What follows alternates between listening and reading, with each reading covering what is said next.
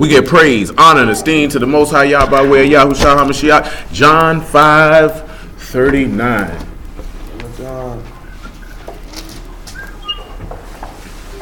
It says, search the scriptures, for in them ye think ye have eternal life, and there they which testify of me. And you will not come to me that ye might have life. I receive not honor from men, but I know you, that ye have not the love of Elohim in you. I am come in my Father's name, and ye receive me not. If another shall come in his own name, him ye will receive. How can ye believe which receive honor one of another, and seek not the honor that cometh from Elohim only? All right, back to Exodus chapter 22. Probably about verse 24, I guess. I'm sorry, you said what? 22 and 24 in Exodus. It says, You're going to have to talk louder than that. it says, and my wrath shall wax hot, and I will kill you with the sword, and your wives shall be widows, and your children fatherless. If thou lend... We'll drop on down to 27, I guess. It says, for that... 20, I think it's 26. It says, if thou at all take thy neighbor's raiment to pledge... I don't want that. We'd already dealt with that. It's for that. It says, for that is his covering only. It is his raiment for his skin. Wherein shall he sleep? And it shall come to pass, when he crieth unto me, I will hear, for I am gracious. Pause. We talked about being gracious last night. I'm going to have to deal with that a little bit more before we proceed to the next part and finish this chapter out. Go to Psalms 145. And pick me up at verse 1. Psalms 145 and 1. It says, I will extol thee, my Elohim, my King, and I will bless thy name forever and ever. Yep. Every day I will baruch thee, and I will praise thy name forever and ever. Yep. Great is Yahuah, and he is greatly to be praised. His greatness is unsearchable. What the next thing is say? O generation, one generation shall praise thy works to another, and shall declare thy mighty acts. What you think that could be telling us? That one generation to another would declare his mighty acts. Number one, let's look at the first thing in the law before we proceed. I don't need to go to Exodus chapter 12. I need about verse 20.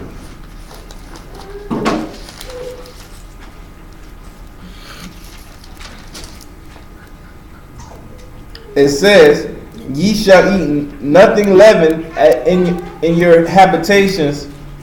In all your habitations shall ye eat unleavened bread. Go ahead. For Moses called for all the elders of Yasharal and said unto them, draw out and take you a lamb according to your families, and kill the Passover.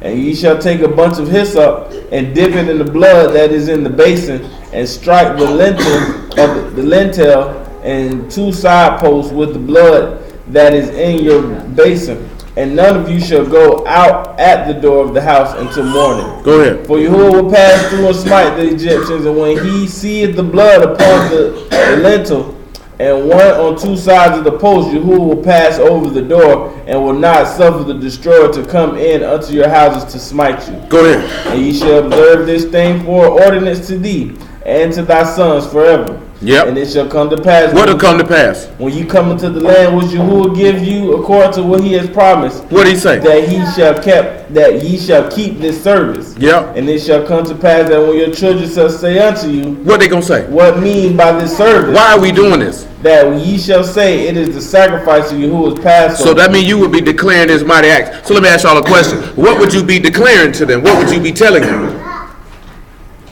And we need to be very specific. Salvation. He said when they ask you what by means of this service of the Passover, right? We're looking at Psalms 145. You say one generation shall praise thy works to another and declare thy mighty acts. So what would you be telling your children? When you be telling them the story of Exodus? You but specifically, absolutely. What would you be telling them? What'd you say? What would you be telling him? He said declare his mighty acts. Now you just mentioned it in a general sense about the acts that happened before. Remember the Exodus didn't happen till after the Passover. Right. So what would you be telling them before that Passover? What would you be declaring unto them? Huh? Like he said you're going to be declaring his mighty acts. So what? The acts he did against Turah? Yeah, that's what he said you would be telling them that one. Yeah, I'm about to ask what he said. Oh. Nah, he said something else. So you would be telling him about when he made it go dark on all of Egypt, but it was light on Goshen. You would be telling them about when he hit him with the locusts. You know what I'm saying? You would be telling them all of this. You would be telling them how you put the blood on the doorpost and he smite the firstborn and you came out. So there's a reason why we mentioning this here, because you're going to be declaring his mighty acts. He said this is what you're going to do. You're going to tell these people everything that he did. Now, how does this make sense relative now? Let's go to John chapter 20 and verse 27.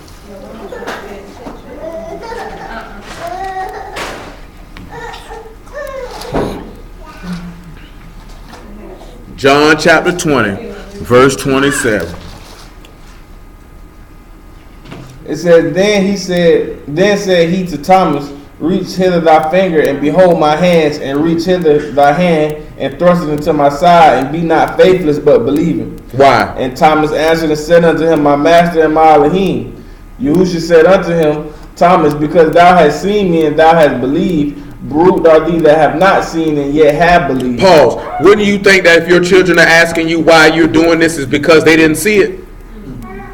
Do you know what I'm saying?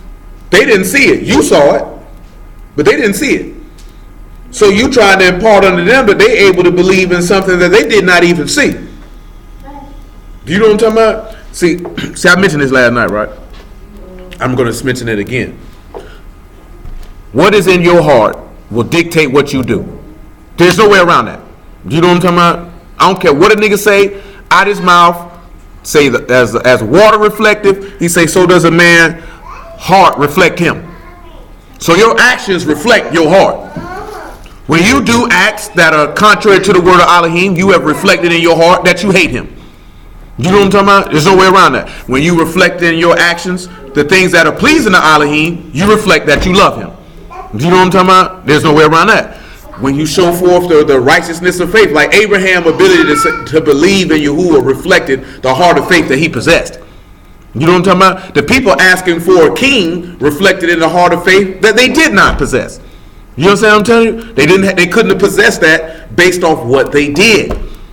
You know what I'm saying? So that's what we dealing with and we're discussing. That the things that you do should reflect what's in your heart. This is why I always tell you, it is a heart issue. Your heart is the issue. You change your heart, you'll change your soul. Your heart remains the same, and you will remain the same. I don't care how much words you hear. I don't care how much fellowship you get. I don't care how many Sabbaths you attend. If your heart remains the same, you will continually do the same things. Since I said that, go and get John chapter 3, man, verse 1. This is why he made this statement. Because you have to change. You have to be reformed. You have to be reborn. You cannot keep the same mind that you had. If not, you're going to keep doing the same thing. It's just like this here, right? If a nigga go to prison and he get out and his mind frame has not changed, he will continue to do the same things that he did before he went to prison. You notice how people say, I need to move to a new city to get a fresh start. But if you move to that city with the same thought process you had in the city that you left from, you would go to that new city and do the same things with the same people. They just got a different name and a different face. But it's still the same people because you're still the same person. You know what I'm saying? If you want to attract different things, you have to change who you are within. You know what I'm saying? If you sit and wonder, why sinners mess with me? What you got going on in your brain? You know what I'm saying? Because you're going to admit outwardly how you feel inwardly. You know what I'm saying? There's a reason why the book say he's a man of sorrows. Because if you deal with this word, people don't really want to fool with you.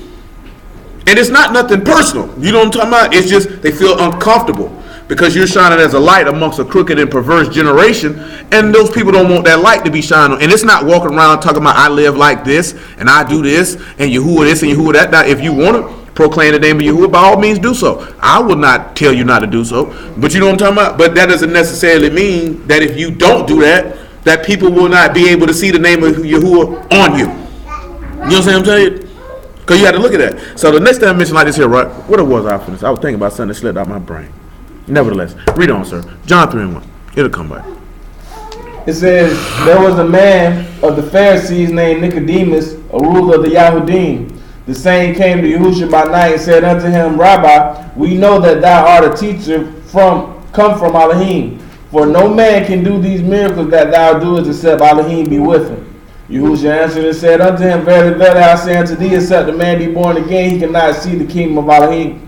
Nicodemus said, If a man don't be what? Born again, If he cannot don't be see what? the kingdom of Elohim. Born again. You got to change your heart. That's the problem. Another parable, this man said that you can't put old wine and new bottles. Say if you put old wine in new bottles, it'll burst the bottle. You know what I'm talking about? He said you can't put a patch on an old garment because it's gonna rend the garment. He said, initially, he said nobody straightway desires the new. He said because the old is better. So initially, you don't want to have to change your mind and your heart and your thought process because you feel like the way you've been thinking and the way you've been doing is better. And see, and that was the thing that nobody necessarily mentioned with the activity. You know the biggest thing that most people fear? Change. People fear change because people are creatures of habit. You know what I'm saying? Most people are used to doing the same thing day in, day out, this, that, and the third. And when a massive change is presented, why do you think a lot of people drop the word or turn from it? Or don't even want to hear it? Because it necessitates change. You have to change the way you think. You have to change the way you act. You have to change the way you move. You have to change the way you believe. And a lot of people, when they go to talking to people about the word, they don't understand that 99.9% of the time, that's what these people are scared of. A lot of them still want to do whatever it is that they want to do. But you just told me that everything that I believed in my entire life was a bold-faced lie. And I have to change my whole life on the spot. And that is a very, very fearful thing for them because you've got to sit back and look at everything that I'm going to lose. Or what they perceive that they're going to lose. That's why niggas run away from the word, whether you believe it or not. If you done talk to enough people with the word, you can see the fear in some people's eyes when they realize that the things that they hold to be true are actually lies. You know what I'm saying? You can see it in them.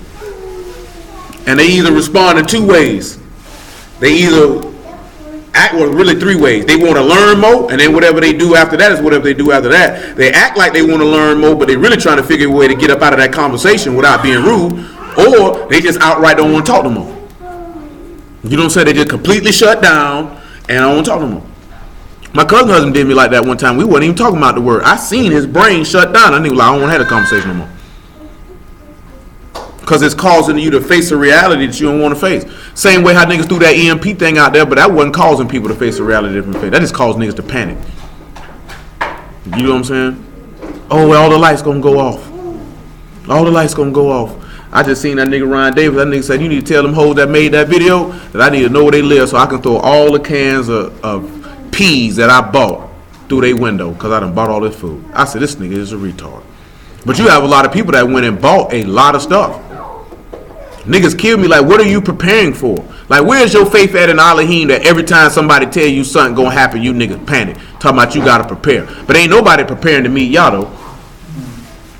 Niggas was trying to prepare for a hurricane. Nigga want to prepare for an EMP. Nigga want to prepare for a martial law. Nigga want to prepare for a FEMA camp. You go to telling somebody, let's prepare for the kingdom of Elohim. See, we got time for that. So we ain't got to prepare for that. You ain't worried about that. You know what I'm saying? We need to get ready because God ain't going to come down here and save us. Get out my face. That's how people operate. Go ahead, man. We're at John chapter 3. And we are at verse 4. It said, Nicodemus said unto him, how can a man be born when he is old? Can he enter in the second time into his mother's womb and be born? Yahushua answered, Verily, verily, I say unto thee, except a man be born of water and of the Ruach, he cannot enter into the kingdom of Elohim. That which is born of the flesh is flesh, and that which is born of the spirit is spirit. Clear indeed. Pause. Give me Ezekiel 18 and 30 just on general principle. And then after that, go back to John chapter 20. It said, Therefore I will judge you, O house of Yasharal, everyone according to his ways, said Yahuah. He judge you according to what? To your ways. We talked about that last night too. You know what I'm saying? People think they going to hide in the dark and your work's not going to be known, but that man is going to judge you according to what you have done. And that's why I say that what you do defines who you are. You know what I'm saying?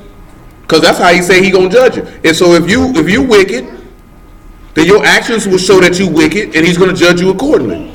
You know what I'm saying? If you righteous, and this is why I be mentioning what some of the stuff that nigga be doing, you should already know what type of time a nigga on. Nigga shouldn't have to spell it out for you. Are you watching what this nigga's doing?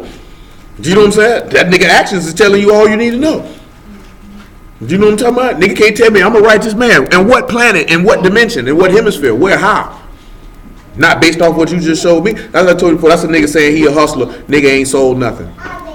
Nigga say he a pimp. Where your women at? You a killer. You don't own a gun. I done seen dudes say they kill his gun. They ain't never been shot. So who have you killed? Your actions say no. That's not what you're not. Like she mentioned she don't want her son to grow up to be a lame. I can understand that because I wouldn't want my son to grow up to be lame either.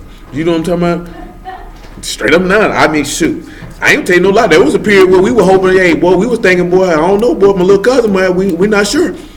He might grow up and be a little fruity. He wasn't. Luckily, he shook his way up out of that. We were a little worried for a little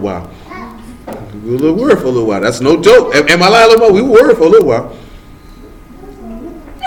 You know, act like I don't. You know, act like you don't know what I'm talking about. Y'all know, you know what I'm talking about. Me and Aisha were worried. We were worried. Oh, you talking about? Yeah, we were worried. Yeah, we were worried. Oh, so he good? Oh yeah, he good now, but we were worried for a little while. Mama said she wasn't worried. Me and Carl were worried.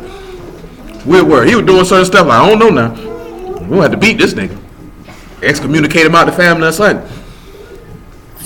But he came out like a champion though. You know what I'm saying? Now he might be a grade A news reporter around here. You know what I'm talking about? But he just weird. He just weird though. He just weird. He got to be the weirdest one out of everybody. That nigga's weird. You know what I'm saying? But you gotta love him though. Fade working for him though. You seen him Fade? That nigga got a. I ain't seen him since that. Oh, that situation. I seen him was Mario Party. Yeah, he got a mean Fade now though. It worked for him too. I ain't think it was gonna work for him. It worked for him too. Yes, I think my other cousin, she was out here dancing today. I couldn't show her no love because it's Sabbath, so you shouldn't have been dancing. But you know, any other day I got you. Go ahead, man. That's all you want? No.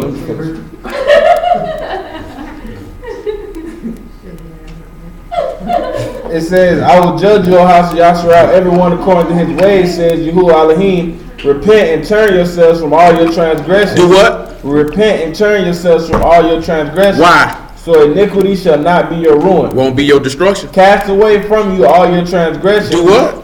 Cast away all your transgressions. So if all your and where do transgressions emanate from? Give me Mark 7 and 18. We come right back. Where do they emanate from? Where do they come from? Mark 7 and 18. They come from right here. They come from right here. That's where they come from. And he said unto them, are ye so without understanding also? Do ye not perceive that whatsoever thing come from without entered into a man, it cannot defile him? It can't defile you.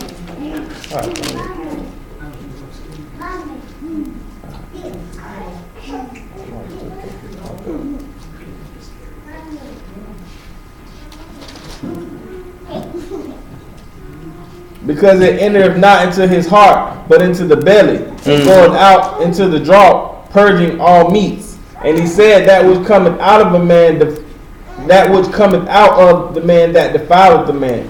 From within of the heart of man proceed evil thoughts, adulteries, fornications, murders, thefts, covetousness, wickedness, deceit, lasciviousness, an evil eye, blasphemy, pride, foolishness.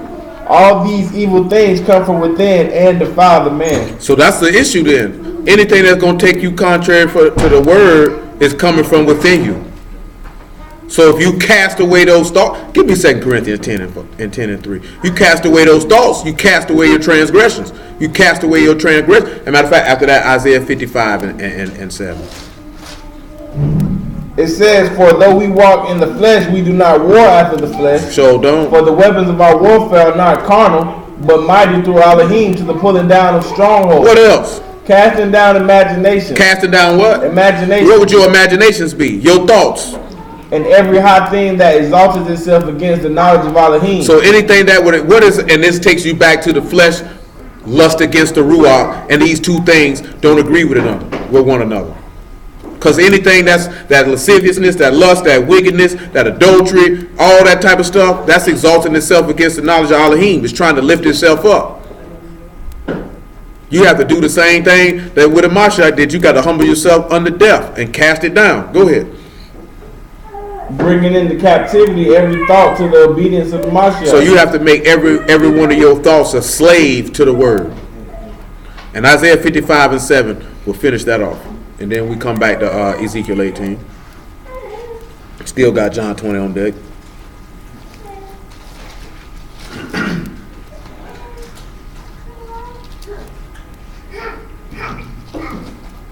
It says, let the wicked forsake his way. Let the wicked what? Forsake his way. And the unrighteous man his thoughts. Unrighteous man is what? His thoughts. Why? And let him return unto Yahuah, and he will have mercy upon him. He'll have what? Mercy upon him. So guess what you got to do for this man to have mercy? If you ain't forsaking your thoughts or forsaking your ways, that man not going to have no mercy on you.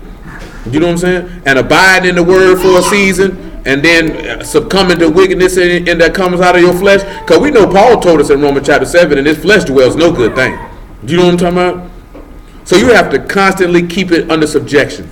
Consistently and constantly. I mentioned this last night, right? When you look at the characteristics of who Elohim is, those characteristics are not attractive to the average man or woman on this earth. You don't deem those qualities.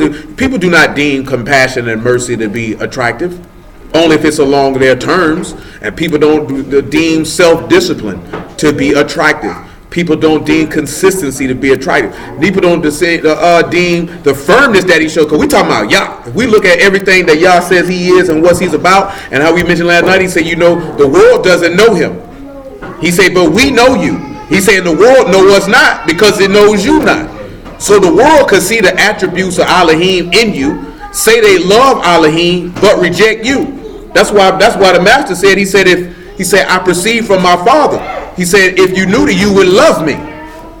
Do you know what I'm saying? Because you would see that I am everything that he is. Matter of fact, get me that, sir. You finished what we had in that, didn't you? Yes, you did. John chapter 8, man. Pick me up about verse 39. There's a statement for that. God told you should be able to if you know the word, you should be able to recognize if another person is of the word or not. I seen a nigga, you know, they having a Hebrew gathering in Kentucky, right? I seen a dude talking about the dress code for the gathering. That junk was funny to me. That nigga read Matthew 22 and tried to use the parable of the wedding garment, saying you got to have a garment on. Now, one part I felt to know, he was like, yeah, you know, men don't come, you know, with no tank top on, which I don't know why you would be going to Kentucky, walking around with a tank top on in the middle of December. Anyway, you know what I'm talking about? Because nigga get cold in Kentucky. You know what I'm saying? But he was like, you know, don't come showing your muscles, and ladies don't come out showing your titties. Ain't nobody mad at you for that. You know what I'm saying? Nobody mad at you for that. But he was trying to really sling niggas into rocking. He said, don't wear them skitting in little tight pants either. You know what I'm saying? I'm like, I feel you on this. Don't bring that effeminate stuff in here. But he was really trying to talk niggas into wearing a garment. You know what I'm saying? I'm like, come on, my nigga. What if a nigga don't want to wear that? Y'all slacking on your fringes. We're going to be selling fringes on Sunday. He ain't said that. Yes, he did. I mean, they have the last day. They do that at all them gatherings, though, so I ain't mad at him about that. The last day of the gathering, which be on Sunday, on the first day of the week, they have a Hebrew marketplace where they let everybody who come through have an opportunity to sell whatever it is that they selling. Network with other people, you know what I'm saying? So, yeah, they ain't on no Sabbath. Man. I ain't mad at them for that. Because it's like a 4-5 day thing. You know, they start Thursday, Friday, you know, Sabbath, Sunday. So, I ain't mad at them. They do it. They've been doing it about 2-3 years. They do one in the summer and one in the winter. The one they did in the summer was in Cincinnati. You know what I'm talking about? Then, you know, they just have brews from all over the place. Who be preaching? Multiple different people. You know what I'm saying? Is it like an IUIC, GLC? No. It's a dude, I think they named their congregation called House of Yah in Kentucky. You know what I'm saying? I think the dude named Yosef, that's what his name is. I only know them because of Quad, you know what I'm saying? Because he rocked with them dude. I know the Watchman dude came to him and all that there, man. You know what I'm saying? There's multiple different dudes. More cultural centric individuals. You know what I'm saying? Not it ain't a. I think they started it to be an antithesis to One West. Because you know One West have gatherings too. I know this brother say they gathering is $20 registration fee for 13 and up, $10 for 12 to 5, and then 5 and younger free. Then if you don't make the pre-registration, then it's like $30 for 13 and up, and then $15 from like 12 to age 6. You know what I'm saying? That's for the whole weekend? That's for the whole weekend, because they basically get the money up to pay for the food and certain venue. Because he said he went to one in Houston, they wanted $100 a head. You know what I'm saying? So he like, shoot. That probably came with a garment. Shoot, they sure better came with a garment. So better. You know what I'm saying? But I will say this here, they got a whole hotel that they get. You know what I'm saying? And you know. So that cover your hotel now? Oh, no, they ain't covering your hotel. You know what I'm talking about? No, $30 ain't covering no hotel. I mean, No, the $100 we talking The about. whole $100 ain't covering no hotel. You got to get your own hotel. But what it is they rent. You know, they set something up with whatever hotel that they have a period to get a block of room, so everybody who's a part of it can just be in that one particular hotel. You know what I'm saying? Not a bad idea at all, man. Actually, I seen a few of it, man. It looked like it was all right. You know what I'm talking about? I know them niggas probably look at me weird though. you want? I would though. Timing is, I won't go to Cincinnati. I'll go to Kentucky. I don't want to go to Kentucky when it's cold. You know what I'm saying? I go holler at the boys. Ain't got no. I think Trav going down there for this. I think he or he went to the one in Cincinnati. Because you know all three of them boys can't go. Somebody got to stay behind. Cause all three of them priests. I think Brandon went with Quad to the one in Cincinnati, or I can't remember. I think Trav went to one of them. But go ahead, man. Yeah, John chapter 8. Verse 39. It says, they answered and said unto him, Abraham is our father. Yahuah said unto them, if you were Abraham's children, you would do the works of Abraham. You would do the what? The works of Abraham. Go ahead. But now you seek to kill me, and a man that have told you the truth, which I have heard of Elohim, this did not Abraham. Yep. Ye do the deeds of your father. Yep. Then they said unto him, we be not born of fornication. We have one father, even Elohim. Yahuah said unto them, if Elohim were your father, you would love me. Why? For I proceed forth and came from Elohim. Because if you would have known Elohim, you would have known him. You would have recognized his character. That's why he said, if you Abraham children, you'll do the works of Abraham, because you would be representative of that character. See, we don't be representative of that character. You understand what I'm telling you? And that's why we don't find it to be attractive. Because like he said, if Elohim was your father, you would love me, because you would see everything that he is in me. And therefore you would desire that. But don't Isaiah 53 say he's a man that's not desired? Say no one would desire him. And when we look at that now in this world, in these times, people do not desire righteousness, whether it be in a man or a woman. You know what I'm saying? And like I told you last night, if you're going to be saved, truth be told, you have to be a real person. A real 100% authentic, solid individual, because that's what your Elohim is, and he can't deal with anything else. If you have hypocrisy, fakeness, flawedness in you of any type, you have to remove it, or that man cannot deal with you, because he is not like that. So when you actually look at those attributes that's in Yah and in Yahushua, in the most part in the world, people don't like that. People don't like dead, honest, blunt, honest people. Could you imagine the master telling somebody something to make them feel good versus just telling them the truth? See, some people tell the truth, but they try to water it down to soften the blow. You know what I'm saying? He was just pretty blunt with his. When they came messing with him, he said, you wicked individuals, don't you take your ox to that thing over there and get you some water. And you around here messing with me about this hip. You had some people would have told him nothing like that. They'd have just said, that's not right, brother. No, he went in and went off on him. I hurt people feelings, man. You know what I'm saying? People be hurt. Them scribes and Pharisees and the people were hurt. Huh? Peter was his right hand. And he went off on him. Yeah, but I would say this here. He wasn't talking to Peter per se. Oh, okay. But you know what I'm saying? But he was talking to the words that Peter was speaking, because he was adversarial at the time. You know what I'm saying? You're telling me to do something contrary to what I came to do. Because we got to remember in the context that we know that Satan, by definition, is adjective. You know what I'm saying? It's a descriptive term of a behavior. So in that particular point, he would be an adversarial. You know what I'm saying? But we know that as an entity, just like I said, like in Revelation 12, he has these adjectives to describe him. The great serpent, the devil, the adversary, because it's representative of his actions. You know what I'm saying? When you look at most people's name in the book, their name comes because it is descriptive of their actions. Like he changed Peter's name to Cephas. Why? Because Peter was solid. His actions were showing that Peter was a solid individual. All the way around the board. When it went down, who grabbed their fire? Peter. You know what I'm talking about? When it went down, who was standing around to watch the whole thing? Peter. When it went down on Pentecost, who was the one preaching Yahuah to the people? Peter. You know what I'm saying? When everything would go down, who did all the apostles, when something went down, who did they go to holler at? Peter. When he asked, who do men say who I am, who was the one that responded? Peter. Huh? Who walked on the water? Peter. He was solid. That's why, who did the master ask, do you love me? Peter. And Peter even got agitated. He said, man, you know I love you, man. Why you keep asking me this? That's when I told y'all that you don't necessarily have to tell somebody you love them, because they would already know by your behavior. We just live in a society now where people want to hear that. I want to hear you say that you love me, because it makes me feel better to hear you say it. You know what I'm saying? And don't think women are the only people who be like that, because there be a lot of dudes too. They want their old lady to tell them they love them too, because they want to hear her say it too. You know what I'm saying? And ain't nothing wrong with that if you do. Just don't be a wuss about it. You know what I'm saying? That's what don't get extra emotional about it. You know, as I say, don't be gay, because that is kind of gay. Gay. Go ahead, man. It says we at 42. Okay, no, we good in that. We good in that. We got what we wanted. Let me finish Ezekiel 18 though. Gotta crank it up a notch a little bit. It's 4 o'clock.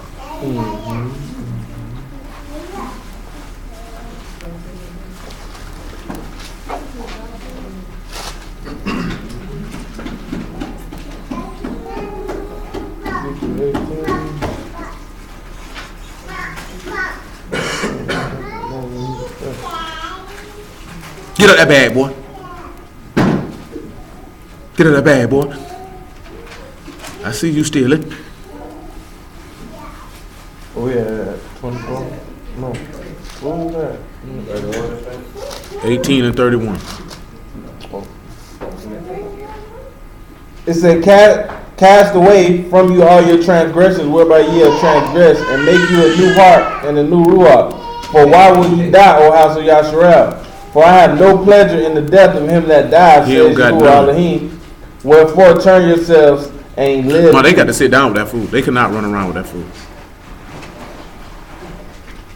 Go ahead, man. Back to John chapter 20.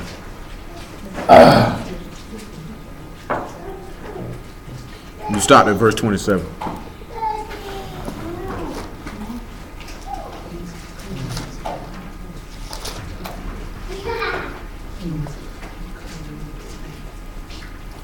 John 20 and 27. Uh-huh. It said, then said he to Thomas, reach hither thy finger, and behold thy hands, and reach hither thy hand, and thrust into my side, and be not faithless, but believing. And Thomas answered and said unto him, my master, my Elohim. Yahushua said unto him, Thomas, because thou hast seen me, and thou hast believed, Baruch are they that have not seen, yet have believed. Go ahead. And many other signs truly did Yahushua do in the presence of the disciples, which are not written in the book. But these are written that ye might believe that Yahushua is the Mashiach, the son of Elohim, that believing ye might have life through his name. Go ahead. That's good. Now let's swing back to Psalms 145 and pick it up in verse 4. It says, one generation shall praise thy works to another, and shall declare thy mighty acts. I will speak of the esteemed honor and majesty of thy wondrous works. Men shall speak of the mighty and terrible acts, and I will declare thy greatness. Yep. They shall abundantly utter the memory of the great goodness, and shall sing of thy righteousness. What do y'all think this is pointing you to? He told you that men will speak of the might of thy terrible acts, will declare the greatness, will speak of his esteemed honor, of his majesty, and of his wondrous works. Taking account that we already tied this back to what he instructed you to do in the law, right? With Passover. So what is this telling us about? Because he say men will do it. Who are these men? Sons of Elohim ain't the ones he talking about. On his second return, like the kings, that's in Revelation. No, you remind me when they after they had left Egypt, I think it was the Canaanites, like they heard of the worst. Yeah, I mean they heard of what happened. Yeah. He said men will declare. Men didn't declare that to them people. They heard about what happened. Give me Ephesians 4 and 11, please. Make it 4 and 8.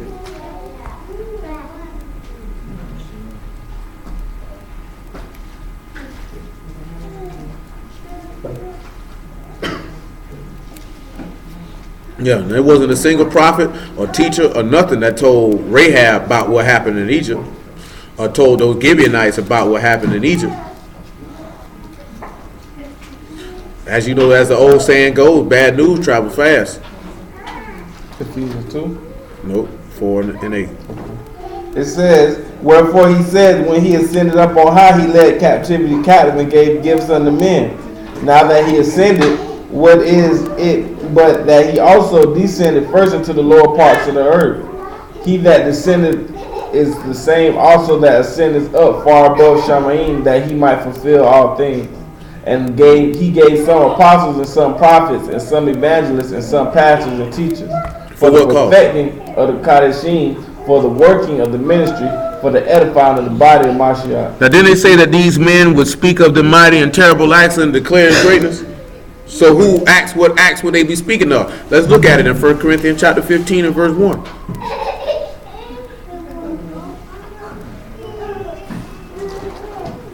It said, moreover, brethren, I declare unto you the Besorah which I preached unto you, which ye also received, and wherein ye stand, by which also ye are saved, if ye keep in memory what I have preached unto you, unless ye have believed in vain. Paul, didn't he say they shall abundantly utter the memory of thy great goodness? Paul just in here telling you clearly he kept in memory that goodness, didn't he? He's telling you, I done imparted it to others. I would pray that you keep it in memory.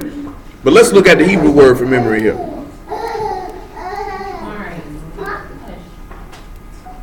That word for memory is zakar, and it's a memorial. It's a remembrance. And didn't he tell you that you doing the Passover was for remembrance? Don't we sit back and look at, what did the master say you supposed to do every year in remembrance of me?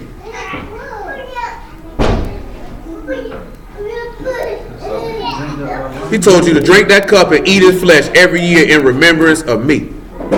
You know what I'm saying? But it's also go to back that the word's supposed to be in your heart in remembrance. Those who preach the word, they got to have it in their heart. They're supposed to keep in remembrance what this man has done. Read 1 Corinthians 15 and 1 again. Moreover, brethren, I declare unto you the Besorah which I preached unto you, which also ye have received, and wherein ye stand, by which also ye are saved, if ye keep in memory what I preached unto you, unless ye have believed in vain. Unless you don't believe for nothing. See, that's the key thing, what I'm saying, I tell you, that your actions show forth what's in your heart. How can you say you believe and then you not keeping in remembrance what this man said? That means your faith really was worthless. Now, okay, I'll pause and mention this here, right? We were talking about this the other day with this lady. She had these videos with these people singing. She had this man singing with a book on his head. You know what I'm saying? And there wasn't nothing wrong with them singing. But the stuff they were doing, them niggas look weird. Now, you'll see people do stuff, and people will look at that and feel like, oh, they really serving Yah. But in Matthew 15, the master told you that they worship me in vain for nothing. See, you could do certain things and think you serving Yah, and it's actually for nothing. You know what I'm saying? You ain't finna get not now single solitary reward from it. You know what I'm saying? And that's why I mentioned it to you. Just because you feel like you're doing this or doing that doesn't mean that your service is going to get you a reward if you lean into the commandments of men or you lean into your own understanding versus leaning to what this book say for you to do. It's going to be worthless. Most people's service of Elohim going to be worthless because their faith not right. They really don't trust and believe in Elohim. He said it's impossible for you to please him if you like that. You can't please Elohim and be devoid of faith. That's not going to be able to happen. I don't care how many commandments you keep, you still going to hell. Because at the end of the day, you just told that man to his face he was a liar and that he wasn't faithful and just and true altogether. You know what I'm talking about? And I mentioned that. Imagine if somebody looked you in your face and told you you wasn't about what you say you about, and you have never shown anyone at any time anything to cause them to feel that way. That you have came through on your word every time.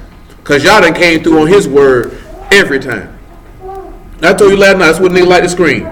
Oh, why he let people molest kids? Why does he let people do this? Why don't you blame the people? You know what I'm saying? Who do we like to blame for being in captivity? We like to blame the white man. Why don't you blame yourself? He didn't make a covenant with no white man. He didn't make a covenant with no Hamite. He didn't make a covenant with no Moabite. He made a covenant with you. And you chose to break it. You know what I'm saying? So if you go to hell, don't blame y'all because you going to hell. Blame yourself. You chose to break the covenant. But see, that would cause a level of self-accountability and self-awareness that most people do not possess nor even want to move to possess. Because at the end of the day, you got to blame yourself. You got to blame yourself. That's your fault. So if we want to achieve to a certain level, you got to ask yourself, every day you look at yourself in the mirror in the morning and get the, you know what I'm saying, the crust out your eyes and this, that, and the third. What is it that I can do to be better than what I was yesterday? You know what I'm saying? And I ain't even talking about just on some natural stuff. That come later, because you should ask yourself that there too. But what can I be to be a servant to Elohim today? How can I be a better husband, a better wife, a better daughter, a better son, a better brother, better sister, a better employee, better business owner, a better student, a better teacher, whatever it is you got going on, because some of you got children, so you are a teacher whether you like it or not. You know what I'm saying? How can you be better? I be hating when you niggas be saying what type of God would put his people in captivity. The type that told you niggas don't disobey me. That would be my response, and I have responded to people in that fashion. What type of God to do that? The type that told you, nigga, if you buck me, I'm gonna put you in captivity. That type, nigga. And what? You got a problem with it? You know what I'm saying? And you know why people tell you that? Because that's gonna cause them to have to take accountability for their actions. And that's what niggas trying to skirt. But since he said that, what I got you hope? We threw it in Ephesians. Yeah, finish that Corinthians, and then after that, Leviticus 26 and 12. It says, "For I deliver unto you first of all that which I also received, how that the Mashiach died for our sins He according to the was. Scripture." So that's what you supposed to keep in memory. You telling the people he died for your sins. And what else? It says, "And that he was buried, and he rose again the third day according to the So Scripture." is this not as we could sit back and look at it, is this not a great work? Are you not singing of his righteousness? Hold on, his great goodness. He said, I shall abundantly utter the memory of thy great goodness. What this man just told, what he just said right here is him uttering the memory of the goodness of Elohim, because it forgave your sins and gave you the opportunity to resurrect from the dead, which is what he was telling you to utter to your children in Exodus. Just on a natural level, I delivered you from bondage and captivity. Keep that in remembrance. And then he had what? He told these men to utter that, to remember that. But what did your ancestors do? They forgot about it. You know what I'm saying? It's another place where y'all say, he said, I ain't never forgot about you. He said, but you forgot me days without number. Without number. You don't even remember, man. Yahuah. I don't know nothing about y'all. I know about this here over here I'm finna go do. Say everybody named after their neighbor's wife. They're adulterers and killers. This is what he said about his own people. He said, oh, if it was but a righteous man, I could go dwell among wayfaring men. This is what Jeremiah said. He said, I didn't want to go dwell with some nomads because I'm tired of being around these niggas. I told you, but you already know we wicked. We went over there talking about that with the kings. That man told the kingdom of Yehuda, just keep the Sabbath and you can stay here. Niggas say the Sabbath. Keep no Sabbath. I got to lay corn. You know what I'm saying? And that's how you got to sit back and look at. You want to go out like your ancestors? You want to go out like your ancestors? Give me that Leviticus 26 and 12. I think it's probably about 15 though. Actually, it might be lower than that. Probably about 37.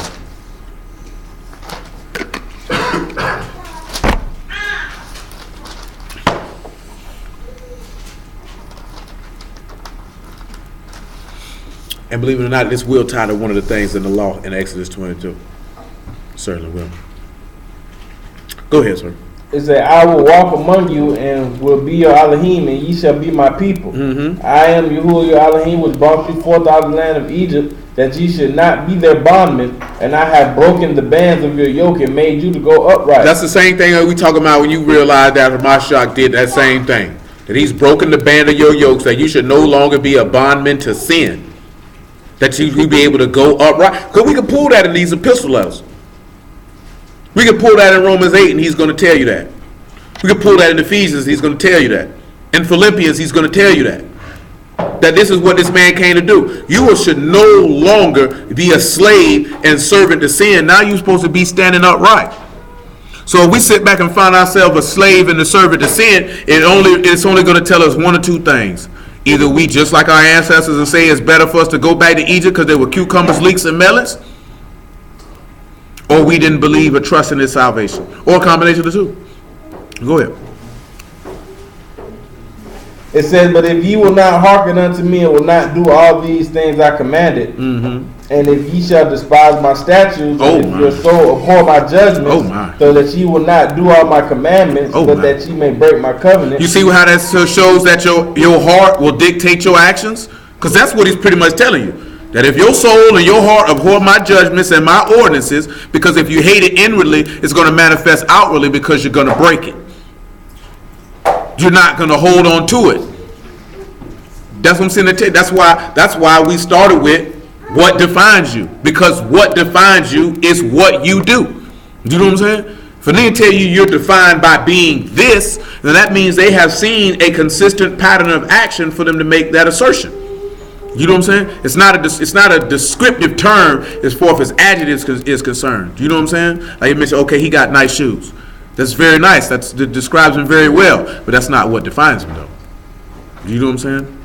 Like, okay, nigga bust your ball, say, okay, he's short. Everyone knows that. But that doesn't define him. It can, but it can't, though. Depending on the context of the conversation. You know what I'm saying? But it doesn't actually define who you are on the inside. That's a genetic thing. I just happen to reach a certain height and stayed there. You know what I'm saying? Some people are really, really tall. That doesn't define them. Because what's the nearest stereotype? Nigga say the nigga probably told him since he was young, oh, he told, I know you play basketball. How you know? Might like volleyball. You know what I'm saying? I might not like sports at all. But what's the common thing when people see somebody who tall? They automatically assume you play basketball. If you got some type of size on you, it don't got to be muscular or nothing. They automatically assume you play football. I'm talking about for black people. Because white people might ask you if you play basketball, if you're tall, but not all the time. Black people see certain physical traits and automatically assume some manner of entertainment for massa. Automatically assume. Nigga might not even like football. Do you know what I'm saying? This man can have, okay, I give you that. Anyone y'all know who Myron Rolle is? Myron Rolle played safety for Florida State University. You know what I'm talking about? He had an opportunity to play in the NFL. You know what he chose to do? Go to England and pursue a Rhodes Scholarship. You know what I'm saying? Now I believe that this man is either a cardiologist or a neurosurgeon. It's one of the two. I can't recall which one it is. You know what I'm saying? But if you saw him because of his build, because he played safety, so you know he's a big nigga, nigga gonna assume, oh, I know you play football, and then nigga, I'm a Rhodes Scholar. What you mean? Why I gotta assume? That man only played football for his medical scholarship. This is what he was playing. He didn't even care about playing football. You know what I'm saying? And he was good at it too. You know what I'm saying? He wasn't he just on the team. Like, he was a good player. But he didn't care. But that's not why he played football. He saw football as an opportunity to further what he actually wanted to do. And once he was able to achieve that, he told the NFL, you can kiss my behind. I don't want to play in this. You know what I'm saying? But we automatically shift, and this is what I was talking about last night too. You want to expose your children to different things that you may have not even been exposed to in your lifetime, because you don't want to send them down the trail of doing the same things that quote unquote black kids do. I just seen an article the other day where they were like, when black children do something outside the norm, nigga quick to say they acting white. You know what I'm saying? Because we put ourselves and our children in the box and say, this is what you're supposed to do, and this all we can do. Push them to do other things. Expose them to different things, not just the things that you like or that you want them to do. You know what I'm saying? Because they might have talents that you don't even know of that are laying up under the surface that are not being fostered because we push them to we got enough basketball and football players. We don't need no more of them. You know what I'm saying? Especially not to entertain some crackers. Because if you don't see how these people really feel about you, sports-wise, you see, I've been knowing these people felt about it sport-wise. Most black people continue watching sports only because they want to support the black athletes that's playing. You know what I'm saying? Just to be honest. The white folks like this here, we want to be entertained. We don't want to hear nothing about your problems unless it's stuff that we like. If it's Susan G. Komen, you bring that pink stuff out here because we love that. You know what I'm saying? Like now in the NFL, it's Honor to Service Month. So they'll be wearing all their little camouflage stuff, making millions. You know what I'm saying? Because it's the stuff that we like. You know what I'm talking about? This is the stuff that they like. And I set it up that way for him to do that too. He knew it, because that's what that man do. Because he paused with it when he do it. You know what I'm saying? But guess what? Even wrestling did it. Oh, when it was Breast Awareness Month, WWF had the pink ropes. You know what I'm saying? Bring the people out there with their t-shirts on, because this is stuff that we support.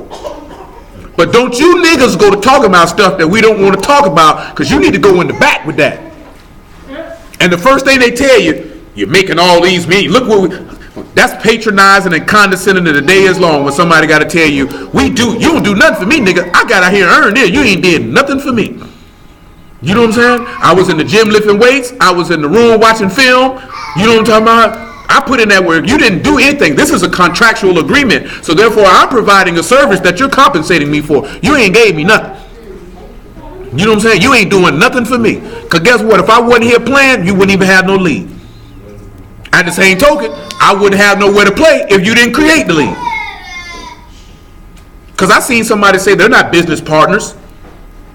To a certain extent they are, and they're not, because they need one another. And I believe the owners need the players a little bit more than the players need the owners. That's just my opinion. I seen a brother the other day. He said, matter of fact, I don't even, and that's what I'm going to say. He don't even want to use the owner adjective no more. He said, I don't want to say that. That sound too much like slavery. He said the CEO. Because that's how they talk about the owners, the owners. Christ, you don't own me. You know what I'm saying? And NFL players got it bad. Real bad. Bad. You know what I'm saying?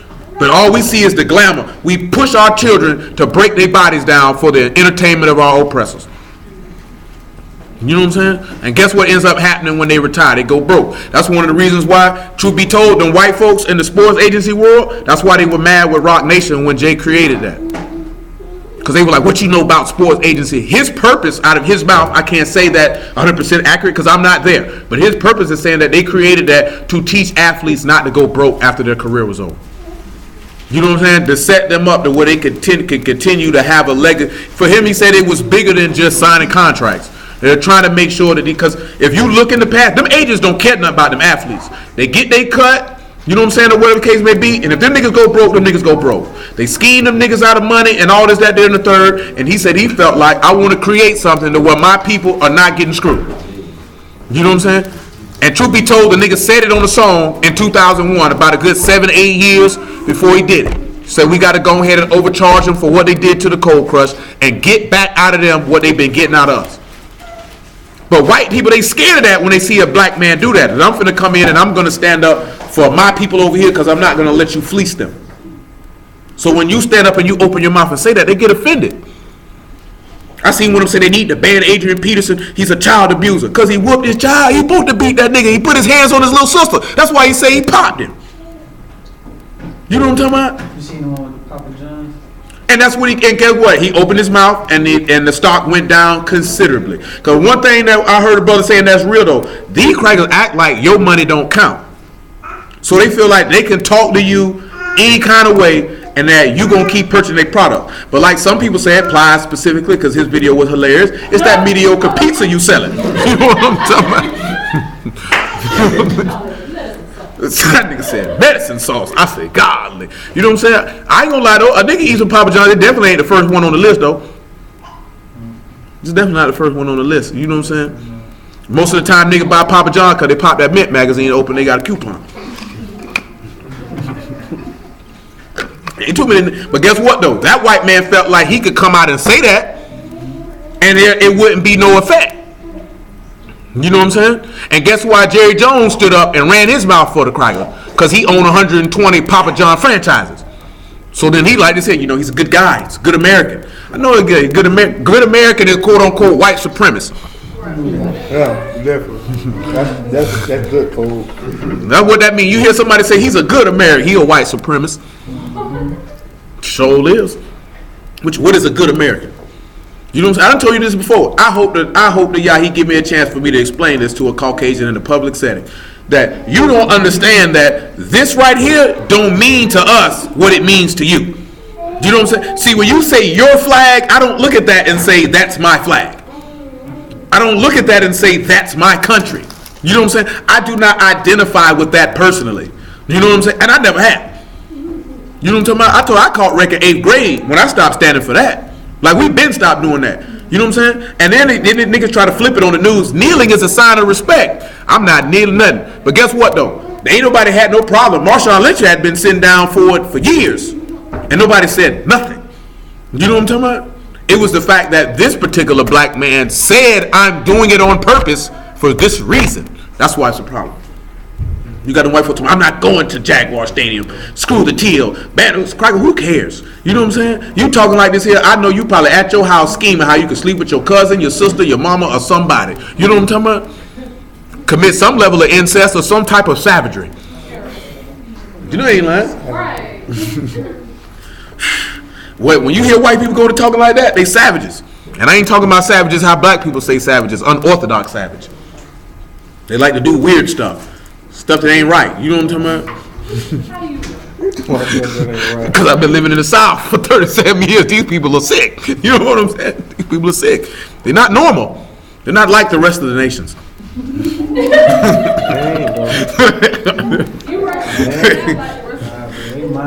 They are not like the rest of the nations. You know what I'm saying? And I'm not saying that the other nations are no less sick. You know what I'm talking about? But they're a special kind of sick. Special kind of sick. I think the only ones rivaling them, and they, truth be told, they may be past them, and that's them Arabs. The Arabs just don't get the pub. Them niggas sick too. Them niggas sick. You know what I'm saying? It's just white people sadistically sick and open with it too, and get upset when you challenge them about it. Arabs know they sick. They don't care if you tell them. But the modern Arabs, they just a mix though. Yeah, I mean they can be whatever you call them. I'm just talking about the people that living over there claiming that they sick. You know what I'm saying? But they don't care if you tell them though. They don't care. They like to say, yeah, we married 7-year-old girls, so what? White people do it undercover. And then get mad when you say something to them about it. They don't do it undercover. There's plenty of white men in history. Like, what's the name? Well, I'm talking about present day, because we know in the past they ain't hiding. Yeah, present day, you know, they don't want nobody to know they're a pedophile. You know what was funny? You know how all the actors people been coming out. Y'all know who Kevin Spacey is? You done seen him. You seen him in a few movies. House of Cards. Yeah, House of Cards is a show. Show got canceled as soon as this came out too. Like they canceled it immediately. You know what I'm saying? That nigga say he pressed himself on a 14-year-old boy. You know how we know he did it? He said, I don't remember doing it, but if I did, I'm sorry. Oh yeah, you like little boys. If you did, how you don't remember? But they said it was like 25 years ago. It was about 25 years ago. He came out gay after that. Yeah, that's a heck of a way to come out to choose a pillow biter, but nevertheless. Yeah, that's somebody's name. That's 89. You want the phone, baby? What you say? Alright, shoot. I wouldn't be upset. Old Peter Puff around here trying to touch young boys and ruin their life. You know what I'm saying? Then Andy Dick came out talking about he was touching on people. You know who that is? That was the next one. They look at me. He said, yeah, man, I might have licked a couple people on the neck, gave him a kiss on the cheek, said I'm trying to get a date. He said, I'm lonely, single, and depressed. What you want me to do? That's what he said. He said if they said no, they said no. He said, well, I had to shoot my shot. Dead serious. He literally said, I'm single, lonely, and depressed. I'm trying to get a date. He said, yeah, I probably licked him on the neck. I'm trying to be funny. He said, I need me a woman. I'm lonely. A little girl? No, these were grown women. These were grown people. That's what I'm saying. They like, he 80 something. Yeah, Andy Dick grown. You know what I'm saying? Andy Dick probably about almost 50. And he was like on movie sets. Could you imagine this a nigga walking up to you, licking you on your neck, you don't know him? He said, they said he groped people. He said, I ain't groped nobody. He said, I licked him on the neck. That's why I believe him. Because he said, I ain't touching. He admitted to licking niggas on the neck. Yeah, that's women. No, women. Just women. I couldn't imagine that there as a woman, somebody walking up to me, lick me on my neck. Hold up, cuz, what you got going on? Is you a dog, nigga? What?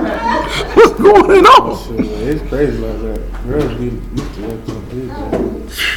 That's bad that women even have to be used to that type of behavior. You know what I'm saying? Niggas walking by, squeezing your butt when you walk. I could only imagine what it's like being a woman in the club, because niggas nasty. I done seen that meme when niggas talking about you got enough room to walk past, and niggas say walk past and rub your meat on your butt. You nasty nigga. Niggas do it though. Niggas do it though. Booty scooting in the club, huh? Oh, you know, niggas don't even do it in the club. Niggas will do that junk at a restaurant if it's too deep. Nigga, like they said, I could get by, but I didn't want her to fit. I didn't want her to understand what them got going on over here. I know Michael used to do that in high school. That joke was hilarious. Like, always be there going. We used to make a joke out of it. Yeah, I know dudes that do that.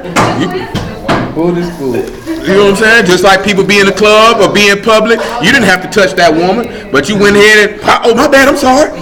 You feel like there's a lot of people around. You do that, you like Get away with it. I'm sorry. Because you're not. You might was cool to keep going.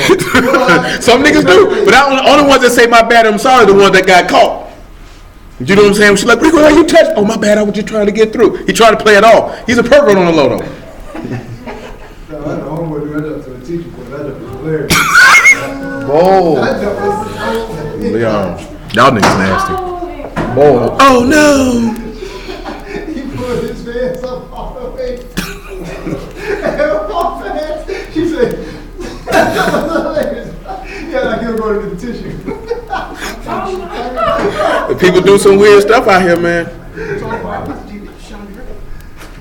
Oh, yeah, she told me about that. So did. That nigga felt my auntie up. I ain't like him after that. He was about to get beat. Tony Brackens. He used to play defensive end for the Jaguar number 9. I forgot about that. Yeah, that nigga did try to fill my auntie up. She slapped him. I don't know. I wasn't there. He kept blowing on her back, and she told him to stop. And he did it again. She turned around. He said, "Do you know who I am?" She looked at him and said, "Yeah, I know who you are. And if you do it one more time, you're gonna regret it." And he turned around and walked off. That nigga, like I said, that's just like a nigga. I'm gonna tell you something, right? When a nigga hit you with that there, that's a nigga who can't get no women. Do you know who I am? When a nigga hit you with, do you know who I am? That nigga can't get no women. If it wasn't for football and some money, he could get. See, that's what I'm telling you, because there's a lot of lame niggas. That's what that nigga Dane Dad be talking about in the music industry. If you ain't had no money, you couldn't get no women. You know what I'm saying? I remember I used to have a homeboy. That nigga say, "Boy, I get these whole money or not, nigga, dusty or rusty, it don't make no difference." You know what I'm saying? That's what he's telling me. I got some niggas like that. That's what he's telling me. You know what I'm saying? But because his point was, because I used to see that though. Like if certain dudes, if they don't have no status or no money, they can't attract no women. You know what I'm saying? Now we all know that the jewelry and the cars is bait. Don't sit there and say some niggas like rims, some niggas like jewelry at the same time. That's bait to attract women. You know what I'm talking about? And if a nigga tell you otherwise, they lying to you. Like you got people, they like to look nice. I mean, they do that for themselves. Some niggas only look nice just to get women, because you know how we know that? Because once they get them, they let themselves go. You know what I'm saying? Male or female. Somebody who like to look nice, period, they're gonna do that regardless. You know what I'm saying? But I done seen some women. Oh, I got that nigga now. She let herself go. Oh no. That's how he felt. You know what I'm talking about? You know what I'm talking about? Shoot. I ain't know, that's how he felt. You know what I'm saying? I'll tell you like this here, man. You get married, man. Don't expect your wife to keep her body up and you don't keep yours up. She don't want a nigga walk around with a refrigerator up under his chest, just like you don't want her to walk around with one. You know what I'm talking about? Yeah, don't sit back and tell her you need to work out, baby, lose some weight. Shoot, and she didn't look at you, well, get your bad body buddy here with me then. Straight up, you know, dude's good for that one else. You need to get your body right. Nigga looking at you, well, what you need to get right? Because all I see is rappers or Twinkies and ho-hos around here. You ain't lifted nothing, but want to lift me all the time. Nasty bastard. I ain't lying, though. Where you at, man? Huh? Come on with that Leviticus. I don't think we read what I wanted yet. Yeah, I'm at verse 16. See, nah, I told you to go to 37. Oh, I thought you said the lower.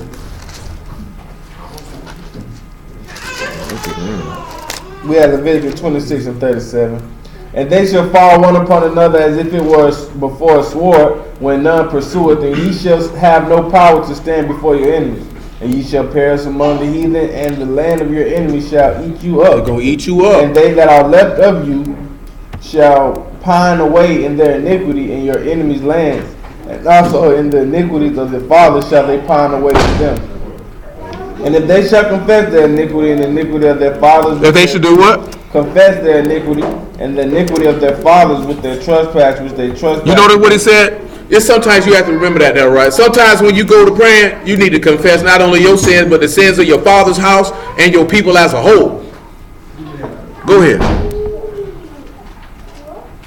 it says, and they that also walk contrary to me, and that I also have walked contrary unto them, and have brought them into the land of their enemies, if then their uncircumcised heart be humbled, and then they accept of the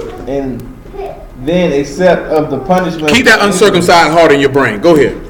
It say, then will I remember my covenant with Jacob and with Isaac and also with Abraham. I will remember, and I will remember the land. He'll do what? I will remember the land. So the key, yeah, they're charging right back there, bro.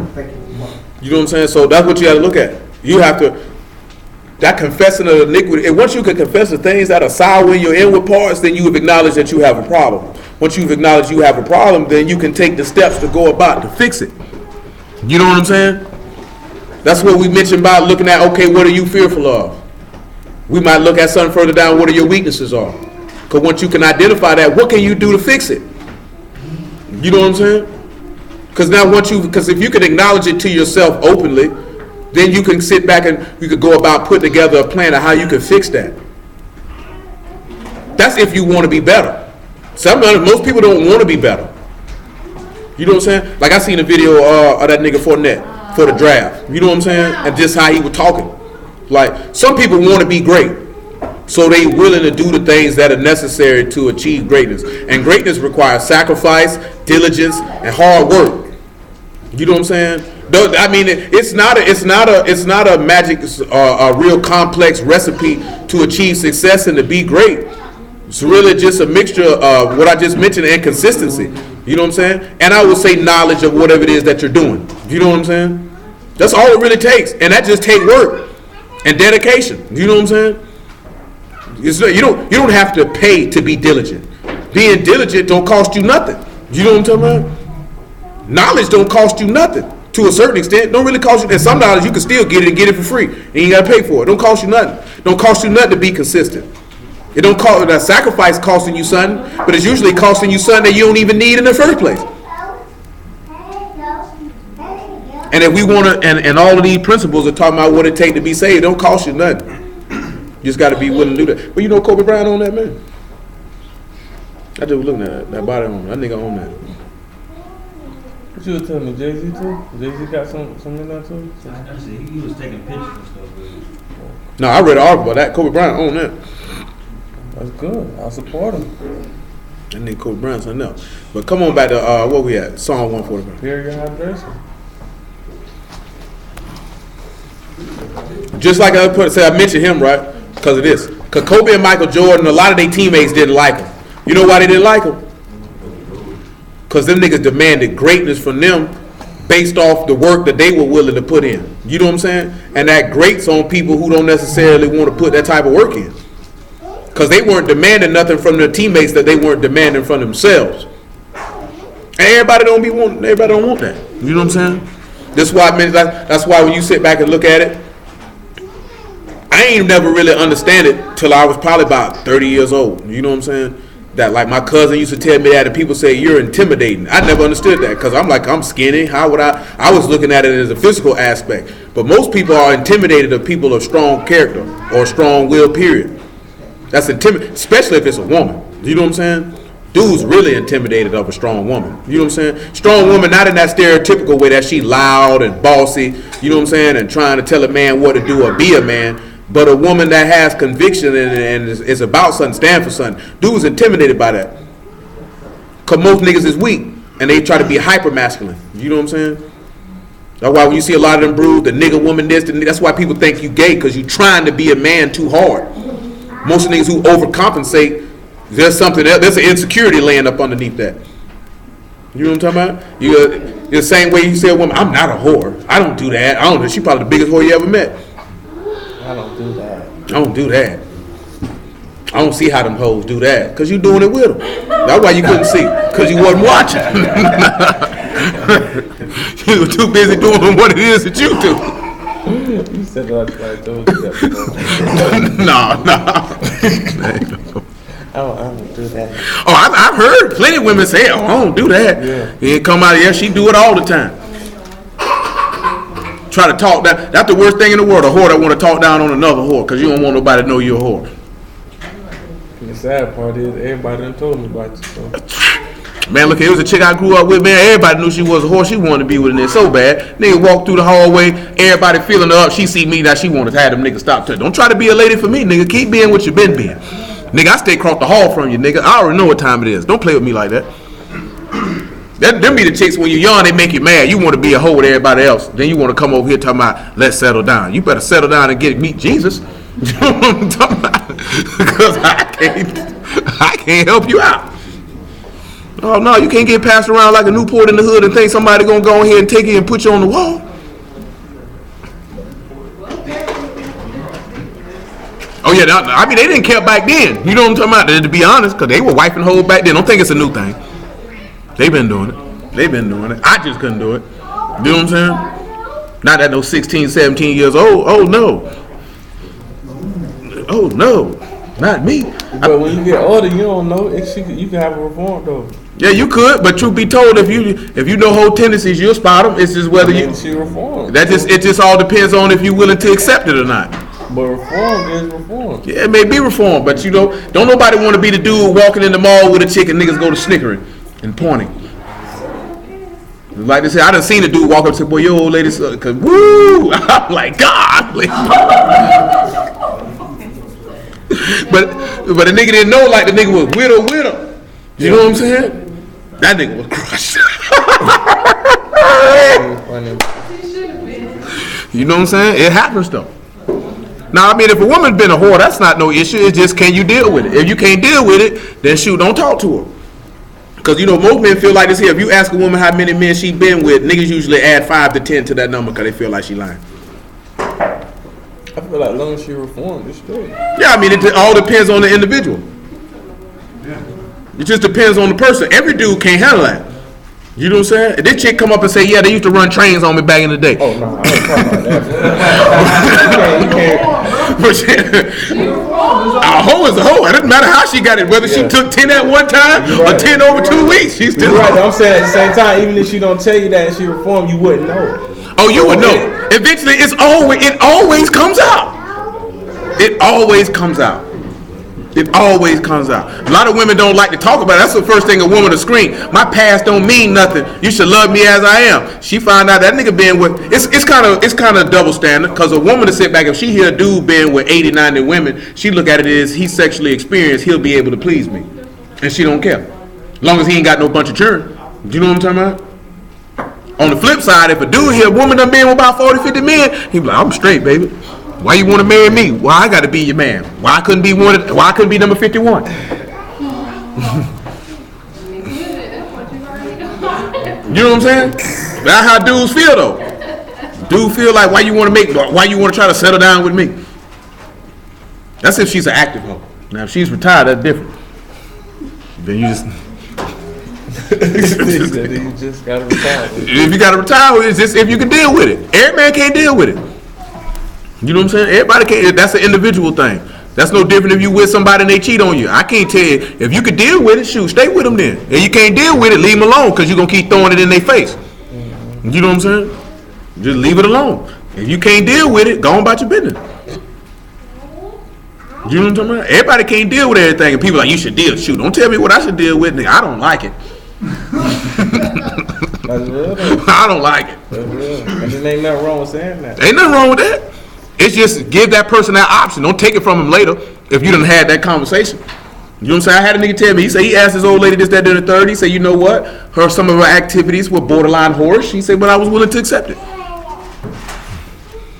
You know what I'm saying? And nothing wrong with that, because a lot of women get offended if my past is my past. What's that big baller nigga? He tell me, well, a real man ain't gonna care nothing about that. I bet you lying, nigga. Niggas want to know.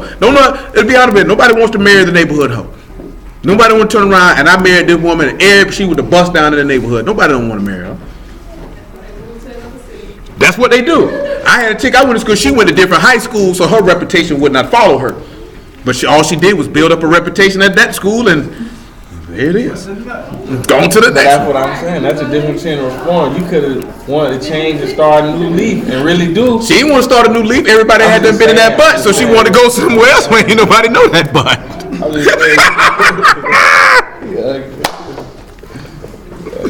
Go ahead, man. I gotta stop. Pray for me. You said Psalm 130? We're at 145. Back to 145. We at verse 8. It said, So hold on. Those men, like we read in Ephesians 4, those men are the apostles, they're the prophets, they're the teachers. They are the ones who are declaring those terrible acts and declaring his greatness. You know what I'm saying? Because the reason why I mention this is because we sit back and we look at it, it's not many people declaring this man mighty works. All they telling you about is you an Israelite. All they telling you about is keep this man commandments, but where are the mighty works that, because those mighty works will produce faith. If you tell your child, you know our God killed the Egyptians, right? Drowned them in the Red Sea and killed their firstborn. When you emanating that to them, that build their faith up because they will see that representative in you and you are relating that to them. You know what I'm saying? Just around here telling them, it's no different than if you telling stories about family members who done passed away that your kids never met. You know what I'm saying? You tell them, your granddaddy was a good man. This is what type of man he was. This the impact he had on me. This is why I'm telling you about him, son. It's no different. You know what I'm saying? I don't see how we can't see that because it's no different. Because black people do that all the time.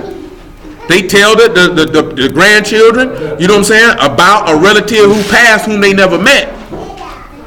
And they talk about all the good things that they did. You know what I'm saying? Because you want to try to impart that character traits into that child. Because those character traits were imparted into you from that person. And that's what y'all telling us to do when they tell your kids about this service. This is why we do this, son. This is why we do this. You notice he ain't telling them about no laws, did he? He tell them what I did. Tell him what I did. You see, when you talk about preaching Yahuah, he told you to tell him about some law. He say, no, tell him what I did. What did Paul say? He said, I ain't preach no laws and commandments to you. He said, I preach to you the death and burial of Yahuah. That's what I told him about. He said, keep it in memory lest you believe for nothing. Because the laws come along with that, but I ain't leading with that. Because it don't take long to teach no laws. Hey, don't eat animals that's been eaten of another animal. What's so deep about that? You see your mama, don't have sex with her. You know what I'm saying? You see that cow over there? Don't have sex with it. You see this 7th day of the week? Keep it, observe it, gather together, hear the word. What's hard? Is that deep? Niggas act like the law is super deep, especially them biblical Hebrew niggas. They feel like this here, once you understand the Hebrew, it get deeper. No, it don't get no deeper. Niggas still say what it say. You know what I mean? It still say what it say. It's another level. What's the level? Now I can say don't eat pork in Hebrew. I mean, what, nigga? What do you mean? What you want? I seen a nigga say you need to learn the Bible at a university. I say, yeah, boy, that nigga gonna be universally burning too. He gonna be mad. That nigga said that the university scholarship of the Bible is the big leagues. I said, boy, this nigga lame. He said that verbatim. Verbatim. The big leagues. The big leagues. He say anything else is weirdos and amateur hour. Come on, 145 and 8. I wish I was lying, but I ain't. Well, you ain't in the big leagues, boy. I ain't in the big leagues. I'm in the minor league, man. Get what though? I didn't want to be in the big kingdom. I don't care about all that. Come here, Abigail. Yahuah is gracious and full of compassion, slow to anger, and of great mercy. He's a full of what? Full of compassion. And one of these days soon, because it's also in the law, and we're gonna focus on that more in depthly. You hear him more talk about how much mercy and compassion he has than how much wrath he has. Hello, Gail. Go ahead, sir.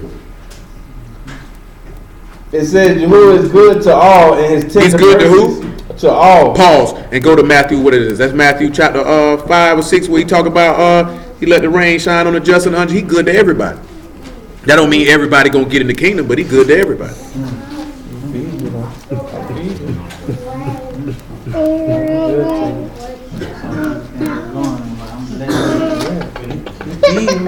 Oh, I ain't gotta stop doing what I'm doing. You want to get down?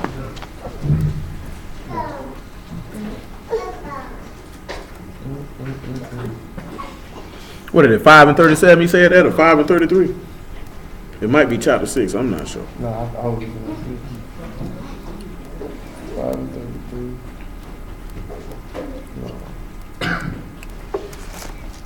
45. 5 and 45. Pick it up at 43 though. It says, and ye have heard that it hath been said, thou shalt love thy neighbor and hate thy enemy. But I say unto you, love your enemies and bless them that curse you, and do good to them that hate you and Pause. pray for them. Can we see Yah doing that with us? Well, let's see if he did that with us. Let's see if he tried to bless those that hated him. I mentioned this verse last night, and we're going to read it right now. 2 Chronicles chapter 36 and verse 12. 2 Chronicles 36 and 12. Do you not know that he blessed Nineveh in the book of Jonah, even though they hated him? Yasharal cursed this man regularly. He continually blessed him. See that, and the reason why I mentioned this is because it stood out to me when I was getting ready for this here. Like, the junk that be agitating me is how people want to say that he didn't show mercy and compassion and grace in the law, and it's all through there. And this and that all that Hebrews want to identify with is his wrath, but only his wrath on the other nations. Never his wrath on Yasharal. Never that. You know what I'm saying? Like I seen somebody say, where does it say in the Bible that God is love? So somebody pulled 1 John chapter 4 in the scriptures. And I ain't say nothing to her, and she actually from Jacksonville. But I was like, if you want to read in the Torah, the Tanakh, where it say God is love, you're not going to read it if you want to look for it for that. But you can read it if you look at his actions. You know what I'm saying? If you look at his actions, you will see that Elohim is love. You will see that Yahuah is love. Her first thing is, he's a man of war. He's also a man of love too, idiot. Do you think this man just walked around killing people? We already went over not too long ago. It saddened him he had to kill everybody in the flood. That man didn't want to do that.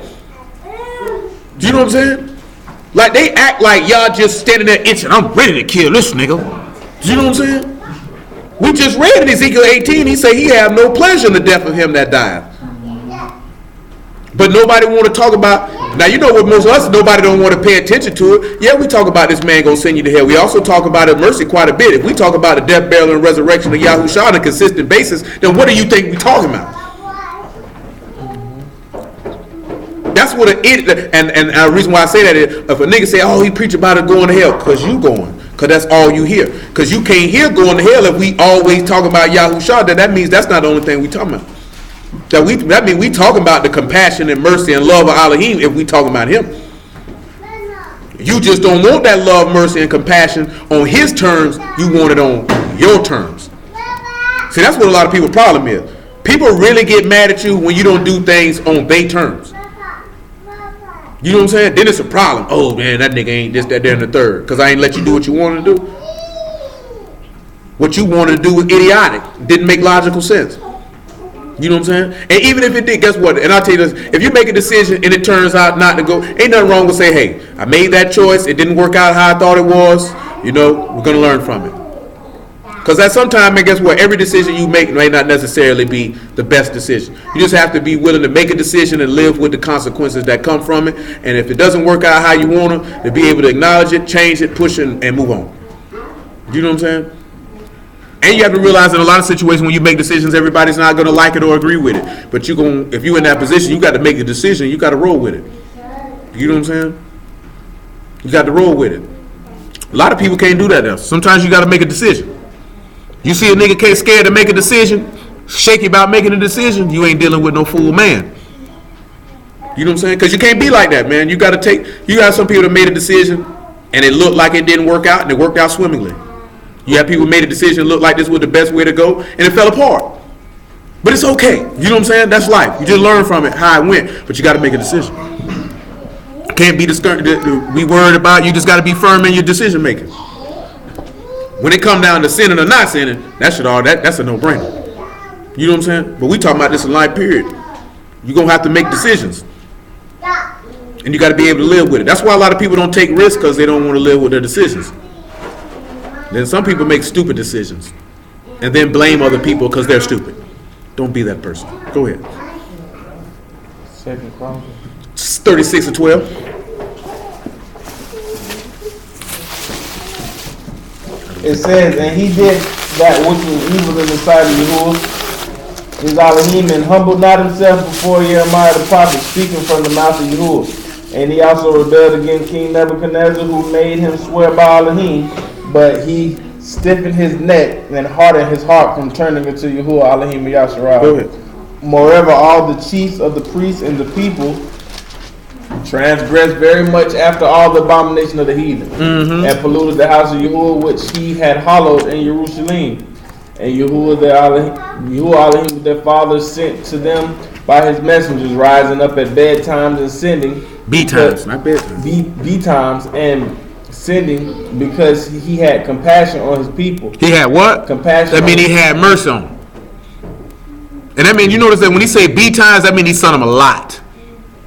A lot. Go ahead. A compassion on his people and his dwelling place.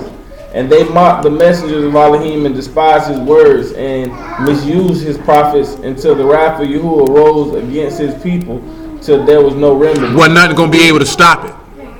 Because not only did you despise what I said, you misused the people who I sent to do it. You killed them. You mocked them. You know what I'm saying? This and this is what I seen somebody say. If God is real, why he don't talk to us directly? Why he got to talk to us through a man? Because if you knew our law, you would know why. Because we said we don't want to hear from you. Let Moses talk to us. So blame your ancestors. That's why he don't talk to you directly. And even if he did talk to you directly, would you listen? Probably not. You know what I'm saying? Because truth be told, if this man spoke to us directly, you would be paralyzed with fear. If a nigga say otherwise, he lying. Do you know what I'm talking about? Because if this man's voice was the bellow from on high, niggas finna shake in their boots and drop on the floor. I don't know what's going on. You just like this here, you just want to cry, and your eyes like this here, you don't know what to do. That's not an experience you have every day. You just not finna walk up to this man and slap eyes with him like you known him your whole life. What going on, bro? You see what I'm saying? You been alright? I like that thing you did with the stars, man. That was nice. You know what I'm saying? That's not happening. That's not happening. You're going to be terrified. So guess what? What's the best way to me to impart that message? To impart that message to someone who would not strike fear into you. Because the people heard him talking, they were terrified. Say, no, we don't want to talk to him no more. Moses, you do it. I'm scared. And understandably. And guess what he said? Guess what y'all said? The people have rightfully spoken. They spoke right. Come on with that Psalm 145 so we get it Exodus 22.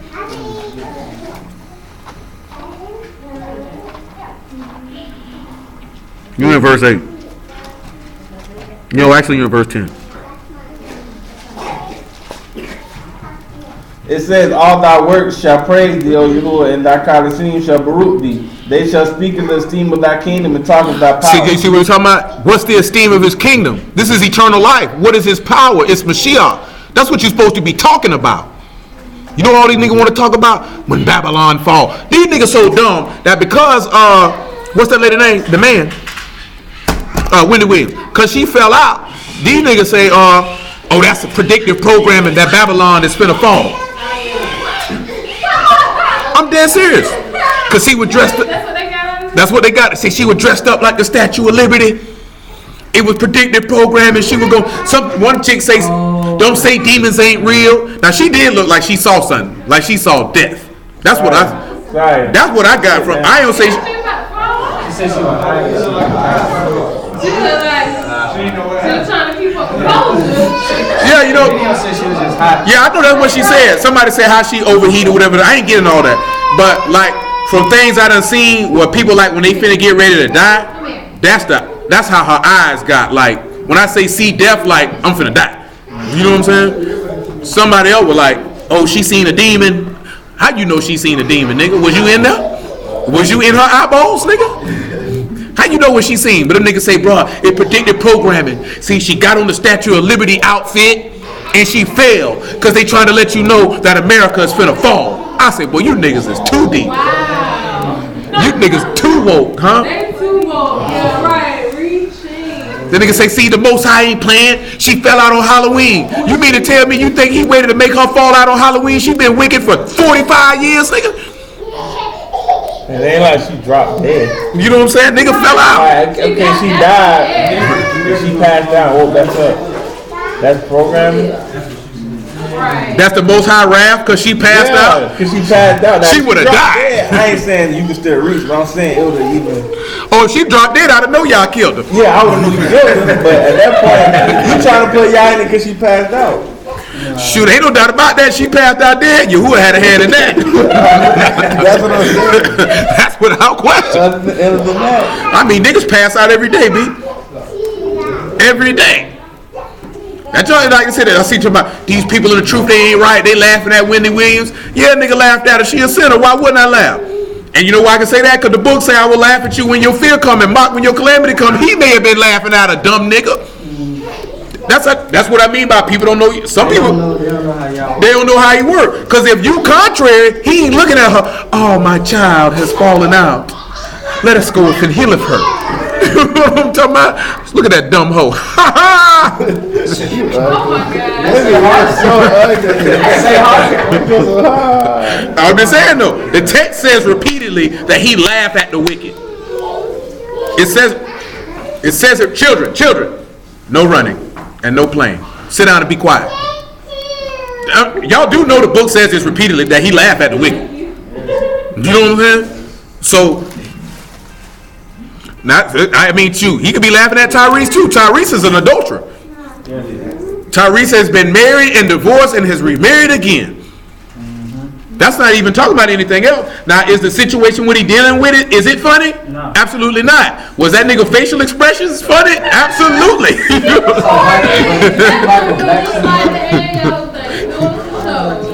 You know what the funniest part was? Do I not have my first rights amendment? That's how I know he was serious. That nigga couldn't even talk straight. That nigga couldn't even talk. That nigga say $13,000 a month. What?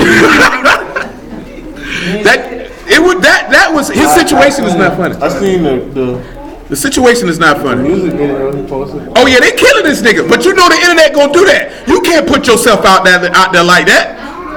You know the internet is gonna get you and flambe you.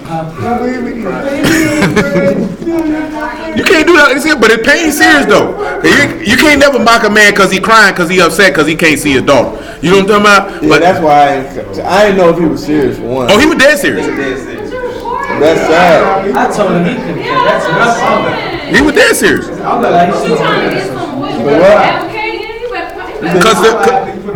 You better call Yeah. You deserve Because the week before he had just paid for an airplane to fly over his daughter's school, saying no matter what, Daddy loves you. You know. That's why she Sign posted Tyrese? $13,000 a month. Yeah, he said I got these $1 billion friends and nobody will help me. And I'm like, what do you expect a nigga to do? Nigga, you black. Go get my baby. You're black.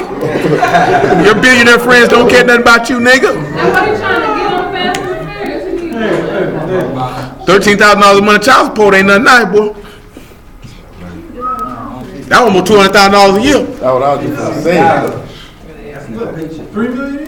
No, that's $156,000 a year. That nigga make what? At least $3 million? Maybe not. I don't know what he made.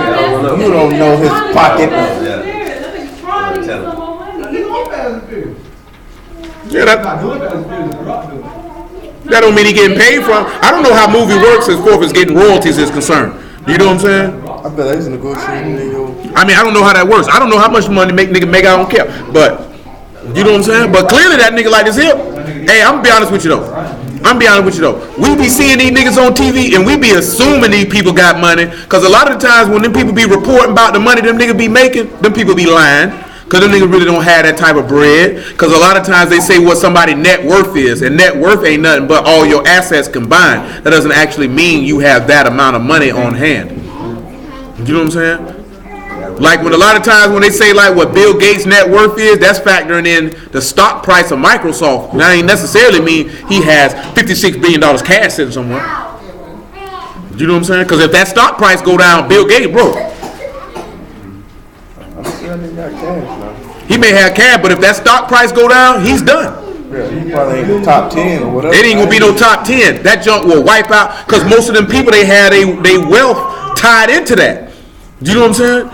That's why they put the Papa John CEO out there like, oh, he lost 70 million because most of his wealth is tied into that stock price. So when that stock price go up, that's what make their net worth go up. When that stock price go down, that's why during 1929, during the Great Depression, that's why all those people who were rich came out broke. Because that's the part of the game they don't tell you. The people worth be tied into that stock market. That stock market go down, they're broke. But that means you don't have no money though. Exactly, that's my point.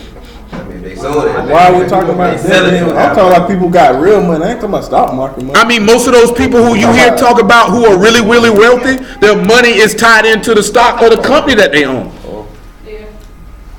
That's what I'm telling you. It's all an illusion. Most of them people don't. It's very few, rare those people who got that type of bread who actually have it.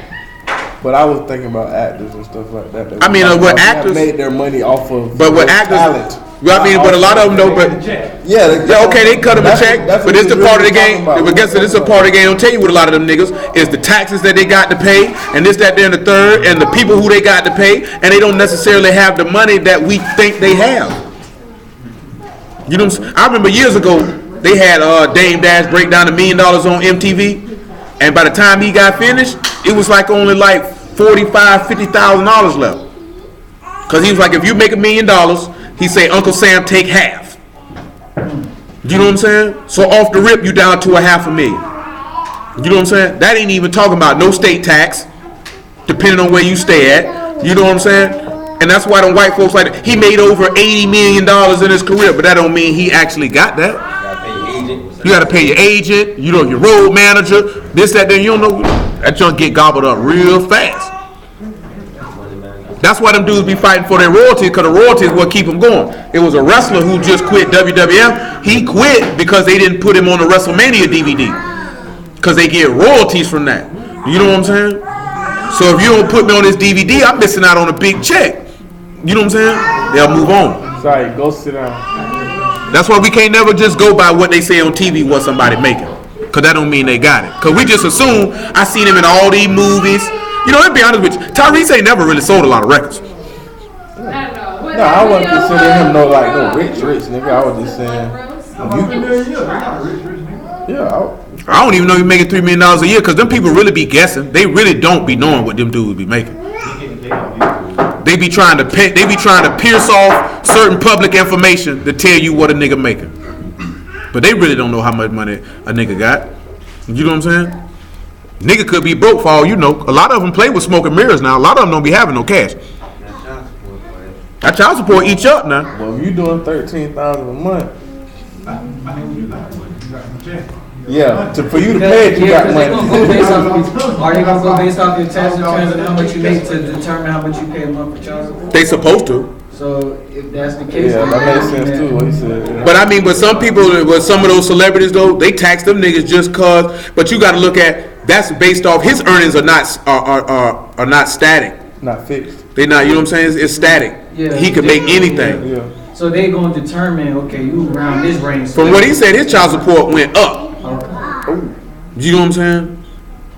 Right. So the reason they get hit with so much taxes because most of them, when they do a movie, they get that money in a lump sum. Yeah. Any lump sum is taxed harder than your regular payroll.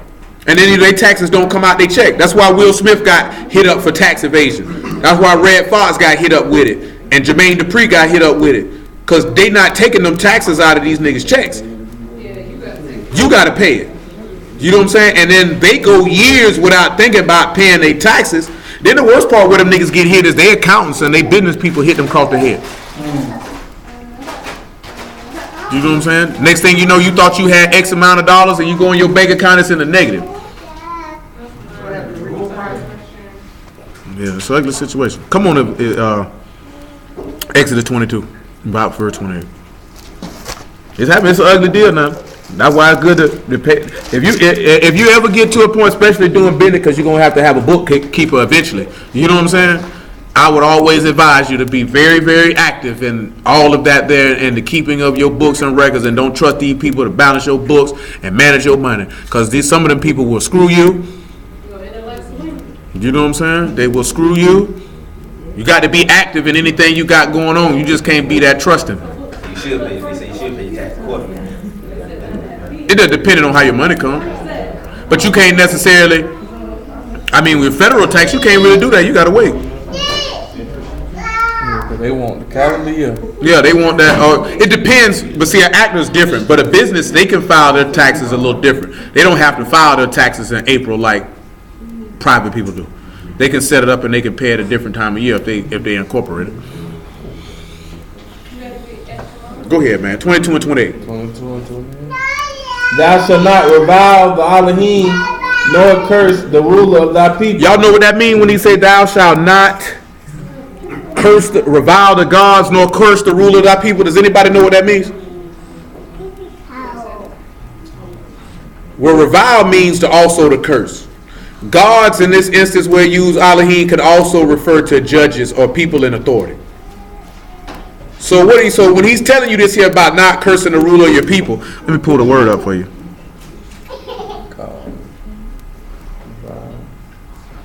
No, I'm talking about for ruler. Cause No, that. it might be Halloween. No, it's not. The word ruler is nasi. It means one that is lifted up. It's a chief, a prince, a captain, or a leader. So what he's telling you here is that you should not curse the leaders of the people. Now get me Acts 23:1, and we'll see an example of where Paul did this here. We also notice here, this is the reason why David would not kill Saul. You understand what I'm telling you? This is one of the instances where we look at in 2017 where dudes feel like that they can disrespect the people who Elohim has set over the people. They feel like they can do that. And they're breaking the law when they do that.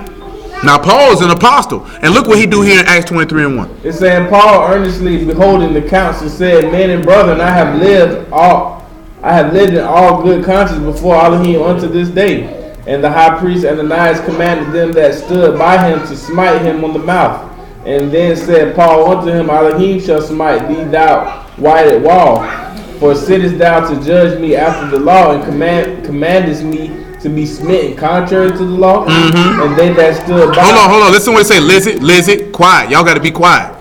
Go ahead. And they that stood by said, revilest thou Elohim's high priest? You heard what they said? They say you going to talk bad about Elohim's high priest? Let's see what Paul say. It says, and then said Paul, I was not, brethren, that he was the high priest, for it is written, thou shalt not speak evil of the ruler of thy people. He said he didn't know. Because if he would have known, and he said, because also the word revile is kalal, it means to lightly esteem or lightly honor. You notice how quick Paul said, he said, oh boy, I ain't know that. And then he told them, like he said, oh, I ain't know that. And this is why. Because see, they had more honor in that particular time period. No, you don't do that. See, niggas now don't care. They feel like, I don't care nothing about that. But you violating the law in that aspect. Now let's go to Hebrews 13 and about verse 15 and see why the writer of this epistle let us say what he say. The reason why it's like that, because when you curse the ruler of your people or revile the gods, you reviling Elohim who put him there. You know what I'm saying? Even if the nigga's an idiot. You know what I'm saying? Saul was an idiot. You never seen David revile him or curse him. David could have killed him, he never did it. You know what I'm saying? That's just something that we didn't do. That's in the law. We don't do that. You just don't disrespect the people. By him, therefore, let us offer the sacrifice of praise unto Elohim continually. That is the fruit of our lips, giving thanks to his name. But to do good and to communicate, forget not. For with such sacrifices Elohim is well pleased. Obey them that have rule over you and submit yourselves, for they watch for your souls as they that give account, that they may do it with joy and not with grief, for what is unprofitable to you. For that is unprofitable to you. This is why that epistle writer wrote that. It's the same token of where Paul wrote to Timothy that to give double honor to the elders who labor in word and doctrine. This is where this stuff is rooted from. This is where it come from. It's coming from out the law. Even with Mashiach, you've never seen Mashiach disrespect the high priest. You know what I'm saying? You've never seen him do that. Because he's going to keep the commandment as it's written. That's not what you do. You don't do that. If the nigga's an idiot, if he's supposed to be lightly esteemed, if y'all got him there, you let y'all take care of him. You know what I'm saying? You don't run around and go do that because you're going to be in violation of Torah at that point. You know what I'm saying? Even if you don't agree with the nigga. When you look at Jeremiah and Hananiah, did he go off on him? Now, Hananiah wasn't a ruler over the people. He let a nigga do what you do. I know you sour. But how many instances can we read in this book where it worked out well for anybody who went against somebody who was a ruler over the people? It never went well for him. It never went well for him. Did it go well for Korah? Did it go? It didn't go. Definitely didn't go well for Absalom. You know what I'm saying? Did it go well for Antioch? Because he tried to do the same thing. Still didn't go well for her neither. Yeah, slide each other with just. It didn't go well for them because that's violation of Torah. You can't sit back and look at I don't like him or I don't. That's not the point. You supposed to be doing it for y'all. Nobody cares who you like or don't like. You know what I'm saying? If that man is over the people, he done set him up over that, then you can't do that. You can't disrespect him. You can't dishonor him. You know what I'm saying? If you deem somebody to be wicked, you to leave him alone. That's it. But even still, what was the instruction that Mashiach gave in Matthew 20, 23 and 1? He had called the Pharisees hypocrites, didn't he? Said they'll be destroyed and all that. But he told them the scribes and Pharisees sit in whose seat? And he said everything they have bid you to do, observe and do. Just don't do after the. Did he tell them disrespect them? Did he tell them that? He ain't gonna tell you to go against the law. You got to do that. It's just what it is. Come on back though. We got one more spot. Let's look at verse 29. Exodus 22.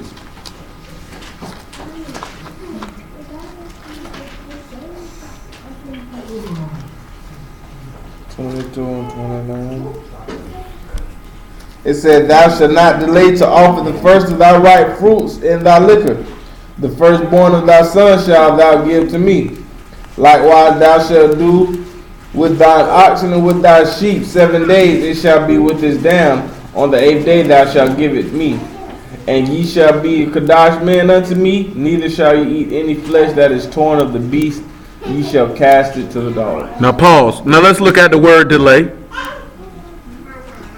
When we look at the word delay, that word is a car, and it means to delay or wait or to stay behind or to hesitate. The next word, when we look at to offer your first ripe fruits, that word is malah, and that is literally produce, fullness, full produce. But what y'all think the word liquor could mean? Anybody got an idea what they think the word liquor would mean? Nah, ain't no wine. Definitely ain't no wine. That word for liquor is damah, and it just means juice.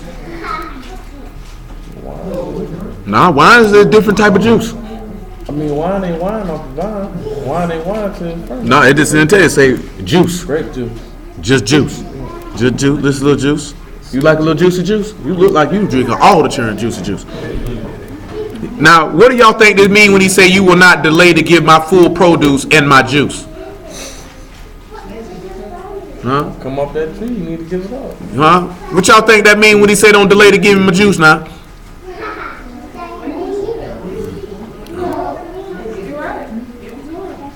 Say the firstborn of thy son, you'll give it to me. Then he say, likewise, thy oxen and with thy sheep, 7 days it will be with his dam. I guess you should be able to tell by context what it means when it say to be with his dam.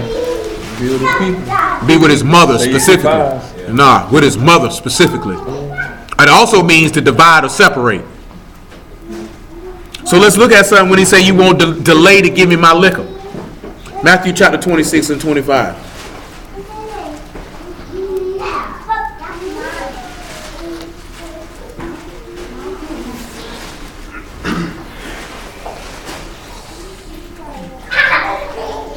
It says, and Yehudah, which betrayed him, answered and said, Master, is it I? He said unto him, Thou hast said. And as they were eating, Yehudah took bread and blessed it and broke it and gave it to the disciples and said, Take, eat this is my body. And he took the cup and gave thanks and gave it to them, saying, Drink ye all of it. For this is my blood of the New Testament, which is shed for many for the remission of sin. Now let's go to John 19 and 30 and see how this man did not delay on giving up that juice. Hold on, my bad. Finish Matthew 26.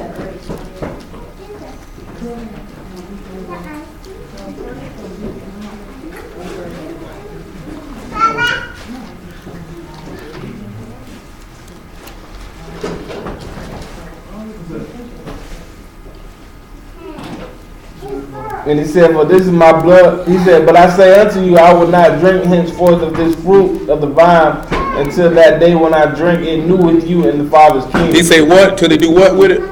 Till I drink it new with you in my Father's kingdom. Take me to Joel chapter 3.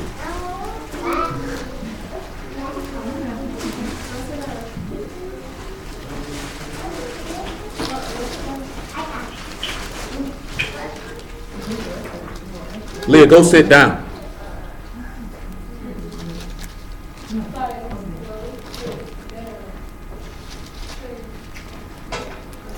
Make sure I got the right spot. Joel 3 and about verse 16. Nah, make it 18. It says, and it shall come to pass in the day that the mountains shall drop down new wine. The mountains will drop down what? New wine. What y'all think this new wine would be when it dropped? Just think about it. Go ahead. Shall drop down new wine, and the hills shall flow with milk, and all the rivers of Yahudah shall flow with waters, and fountains shall come forth of the house of the Yahuah, and shall water the valley of Shittim. Go ahead. Mizraim shall be a desolation, and Edom shall be a desolate wilderness for the violence against the children of Yahudah, because they have shed innocent blood in their land. Go ahead. But Yahudah shall dwell forever in Jerusalem from generation to generations, for I will cleanse their blood that I have not cleansed, for Yahudah dwelleth in Now, with that last part, what y'all think he mean when he say they done shed innocent blood here, and I cleanse the blood that I have not cleansed? And this is something that you should know out of the law. We haven't got to it, but if you should know it out of the law, if you know the law well enough. He said, I'll cleanse blood that I have not cleansed. According to the law, how is innocent blood cleansed? Yeah, with the blood of the person who shed the innocent blood. They gotta move to another land. No. He said innocent blood. See, the city of refuge is for somebody who shed blood and it wasn't their intention to shed blood. accident.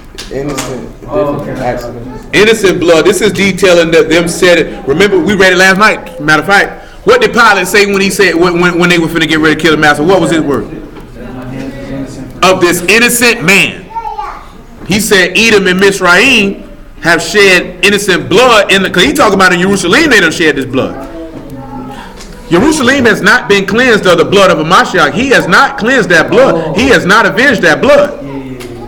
You know what I'm saying? That blood has to be avenged. Do you know what I'm saying? And people don't realize that. So all them people stood up and said, let his blood be on our children's children, right? So get what? That blood of that iniquity and sin is still present. It has to be purged. It has to be purged.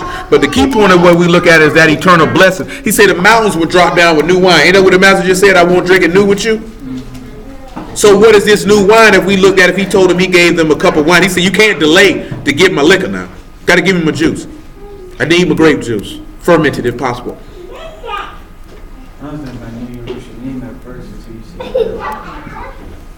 I mean, that's what he's talking about. He's talking about the marriage supper of the Lamb. What did he say? Let's look at it. John chapter 2. That's what it was, the New Jerusalem? What, the new wine? No, what I said. What you referring to? New Jerusalem? To referring to what? Oh no, the juice is a new covenant. Remember, he said, I'll make a covenant with you, and you'll enter into this land, and you'll dwell here, and you'll be at peace, and all these types, like what's at the end of Ezekiel 37. I'll make a covenant with shalom with you, and you'll never leave out of this land, and you won't be divided anymore. You'll be one nation, or whether the covenant that he mentioned in Isaiah 59, and a couple other places. Go ahead, sir. John? 2 and 1, I believe. It said the third day there was a marriage in Cana of Galilee. There was a what? A marriage of Cana in Cana of Galilee. Mm-hmm. And the mother of Yahushua was there, and both Yahushua was called and his disciples to the marriage. And when they wanted wine, the mother of Yahushua said unto him, they have no wine. Yahushua said unto her, woman, what have I to do with thee? Mine hour is not yet come. He said, my time ain't came yet, Mom. His mother said unto the servants, whatsoever he said unto you, do it. And there were That's what you get for not sitting down. I bet you sit down next time.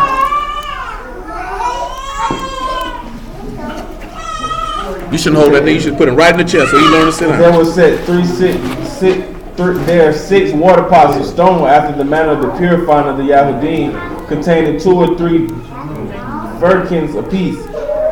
Yahushua said with them, fill the water pots with water, and they filled them to the brim.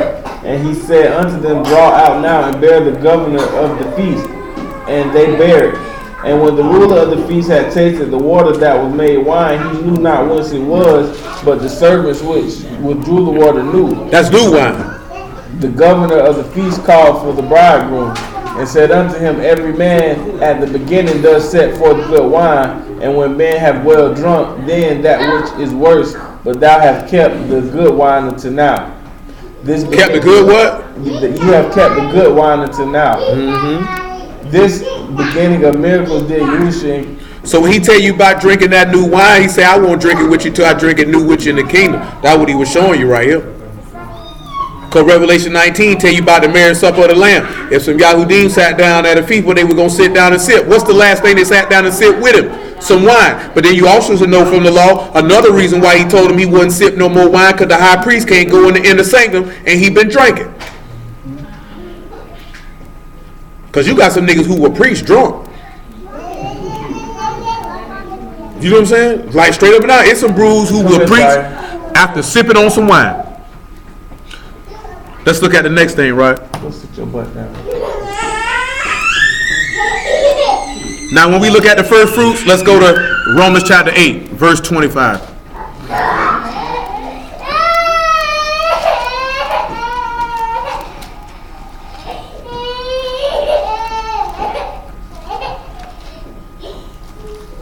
It says, but if we hope for what we see not, then do we with patience wait for it.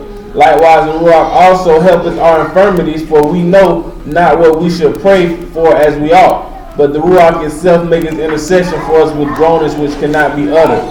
And he that searches the hearts knoweth what is the mind of the Ruach, because he maketh intercession for the Kadeshim according to the will of Elohim. And we know that all things work together for the good of them that love Elohim, to them who are called according to his purpose. For whom he did foreknow, he also did predestinate to be conformed to the image of his Son, that he might be the firstborn among many brethren. Firstborn of many what? Many brethren. What was a Mashiach according to the law? If we talking about first ripe fruits, what was it? He was the first fruits, and that first fruit was supposed to be weighed the day after Passover, right? So when you say don't delay, did Mashiach delay to resurrect from the dead? No.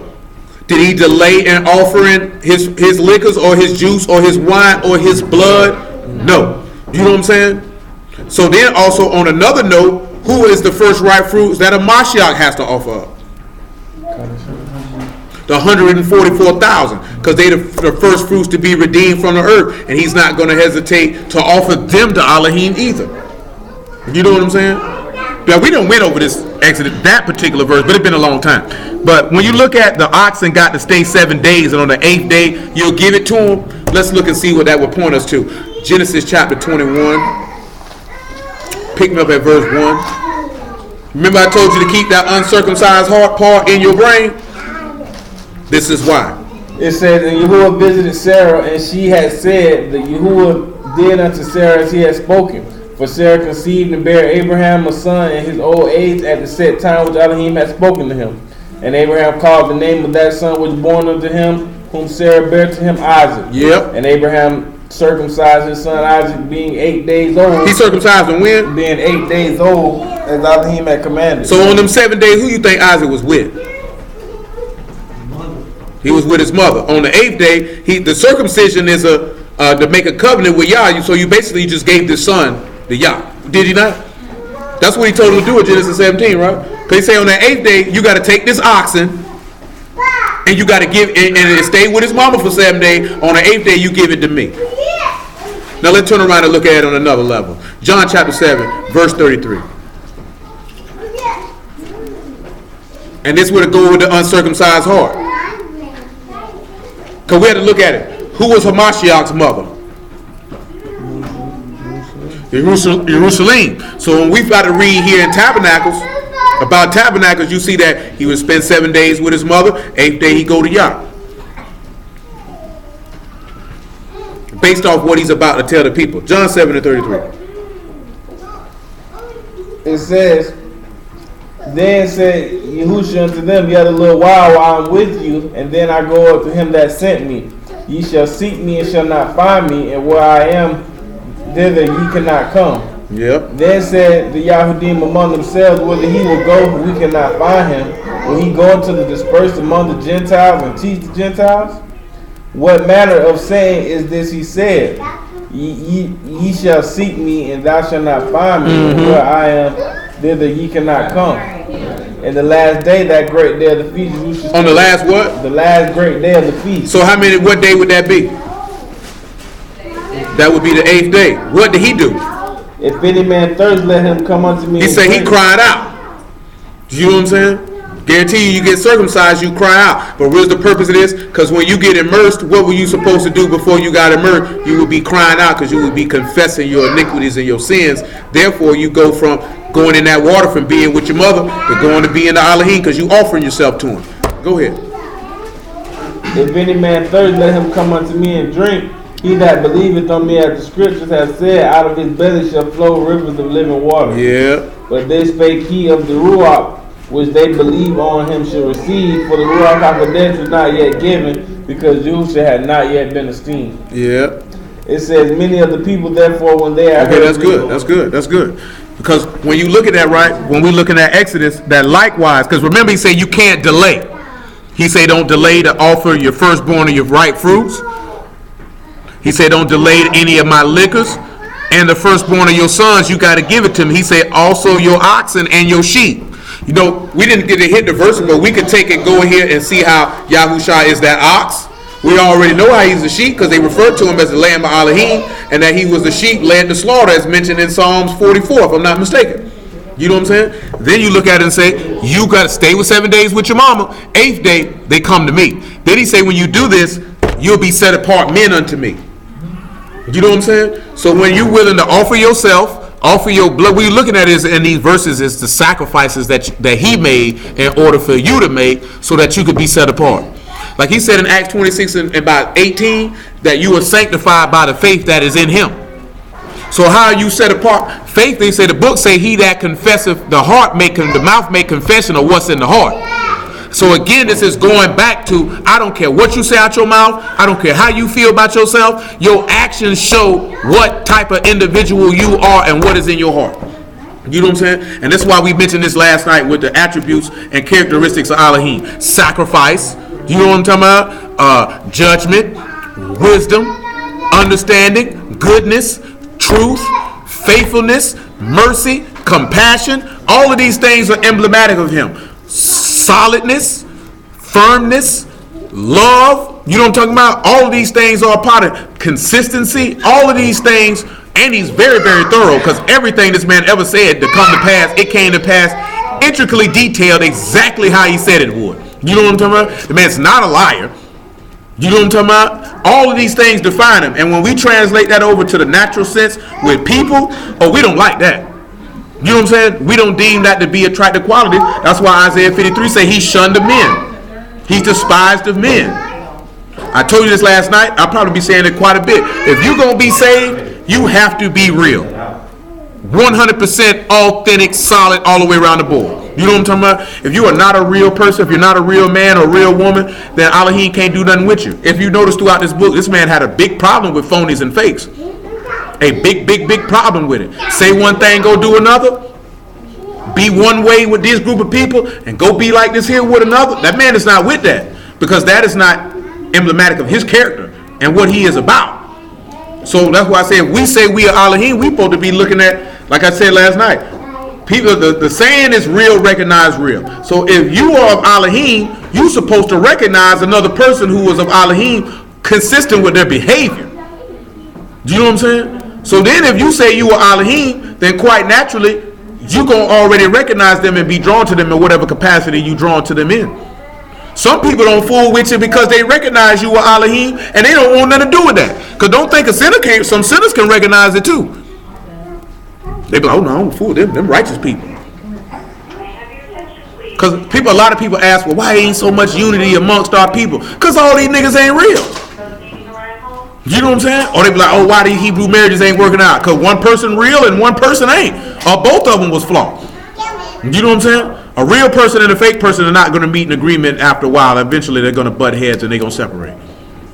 Do you know what I'm saying? But we also know in these days and times the definition of what real has been drastically skewed. Do you know what I'm saying? It's been drastically skewed. And that's what the problem is. And we try to make Elohim be like us. And he's not us, and we're not him, and we don't need to sit back and look at operating as a man and try to make Elohim operate as men operate. Do you know what I'm talking about? Because he don't operate how we operate. Now, we didn't focus in as hard on it as I would have liked to. But that graciousness or that mercifulness that this man continually speaks about is all throughout this text. It's all throughout this text. Like I mentioned to you last night, he showed mercy to Ahab. He showed mercy to Solomon. He showed mercy to David. You know what I'm talking about? Who else I'm trying to think about? He showed mercy to Jonah, because he could have killed Jonah because Jonah was disobedient. You know what I'm talking about? He showed mercy to Yasharal numerous times. He even showed mercy to Saul, because he could have killed Saul off the top and didn't do it. For Saul's sake, he just took the kingdom from him. He could have murdered him. He let him keep ruling. He showed mercy to Manasseh. Man, people don't recognize that. You know what I'm saying? Only part people want to recognize is the harsh part. But like I say though, we talked about it last night. He said they embraced the rock for shelter. I say rocks are solid. You know what I'm saying? So if you are Elohim, you supposed to be solid.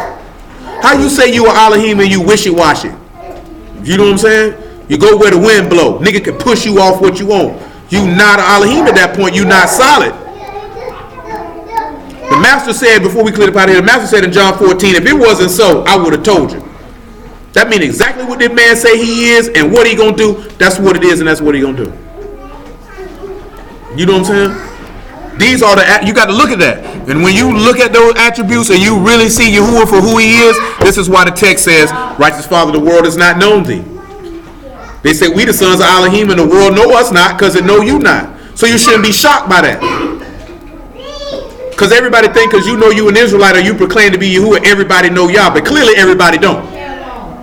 You know what I'm saying? Because clearly we don't recognize how real of a man he is. And we talking about real, not just real man, how we say real man, like this is 100% authentic individual. What you see is what you get every single solitary day. There is no switch up.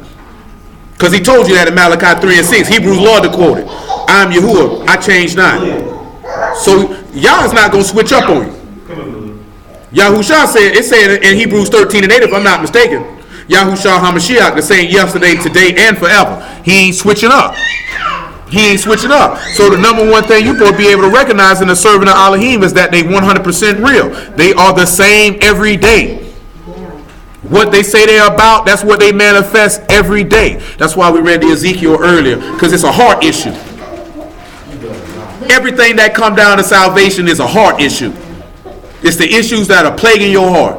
And once you can get those issues up out of your heart, then your actions can begin to be manifest of what's actually in your heart. Because you can sit in here every week and hear all the words you want to hear and can recite it back when a nigga asks you a question. But if you don't recite it back in your heart when it comes time to make decisions and to perform actions, it's worthless. It's worthless. You know what I'm saying? That's just no different than somebody who sat at a college for 4 years, got a degree, and just skated by just enough to walk across that stage and can't apply nothing that they learned the whole 4 years they were there, and they washing dishes at the Cheesecake Factory. You know what I'm saying? I ain't talking about they just couldn't get a job and they feel. I'm talking about you didn't pay attention. You just did enough just to pass so you could tell your people I got a degree. A lot of y'all went to school with people who did that. Even with a regular high school diploma, you did just enough so you could pass. So when you got a written test or a verb, you can answer the questions. But you didn't really take in the information because you had no intentions on applying it.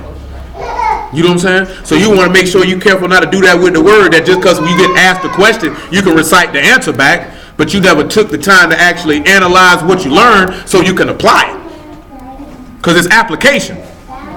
You know what I'm saying? It's not taking it in, it's taking it in and then applying it. And that's what niggas is not doing.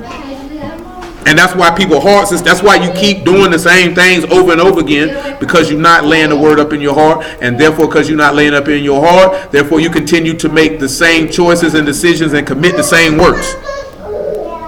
You change your heart, your works will change. Because the book say, if you be in Mashiach, you are a new creature. That's what it says. So if you're a new creature, that means that necessitates that there had to be a change had to be made. How do you say you're a new creature and you still got the same mind and you don't have the mind of Elohim? How is that possible? Because if you got the mind of Elohim, then the character of Elohim will be manifest in your works. Period. You know what I'm saying? Period. That's what's going to happen. And that's why we read the John 8, because they said that Yahuah was their Elohim, and the master said if he was your Elohim, you would love me. Because you would be drawn to me. You would be attracted to what I'm doing and what I'm offering if you really were of him. But instead you want to kill him. So clearly he's not your Elohim. Because y'all don't have that in you. And that's all you have to do and look at people and pay attention to their actions in this. If they was an Elohim, it's going to manifest. Somebody who was Elohim would never be offended by somebody else who was an Elohim. They never would be, because they'd be on the same type of time. Don't the book say all of us have the same mind and the same judgment and speak the same thing? That's what it say. But yet niggas ain't doing that, because some of these niggas wicked. We ain't talking about minor disagreements and doctrine. We talking, niggas can't even agree on whether to sin or not in certain situations. It's good to do. It's lawful to do good on the Sabbath. I gotta go to work today. Really, my nigga?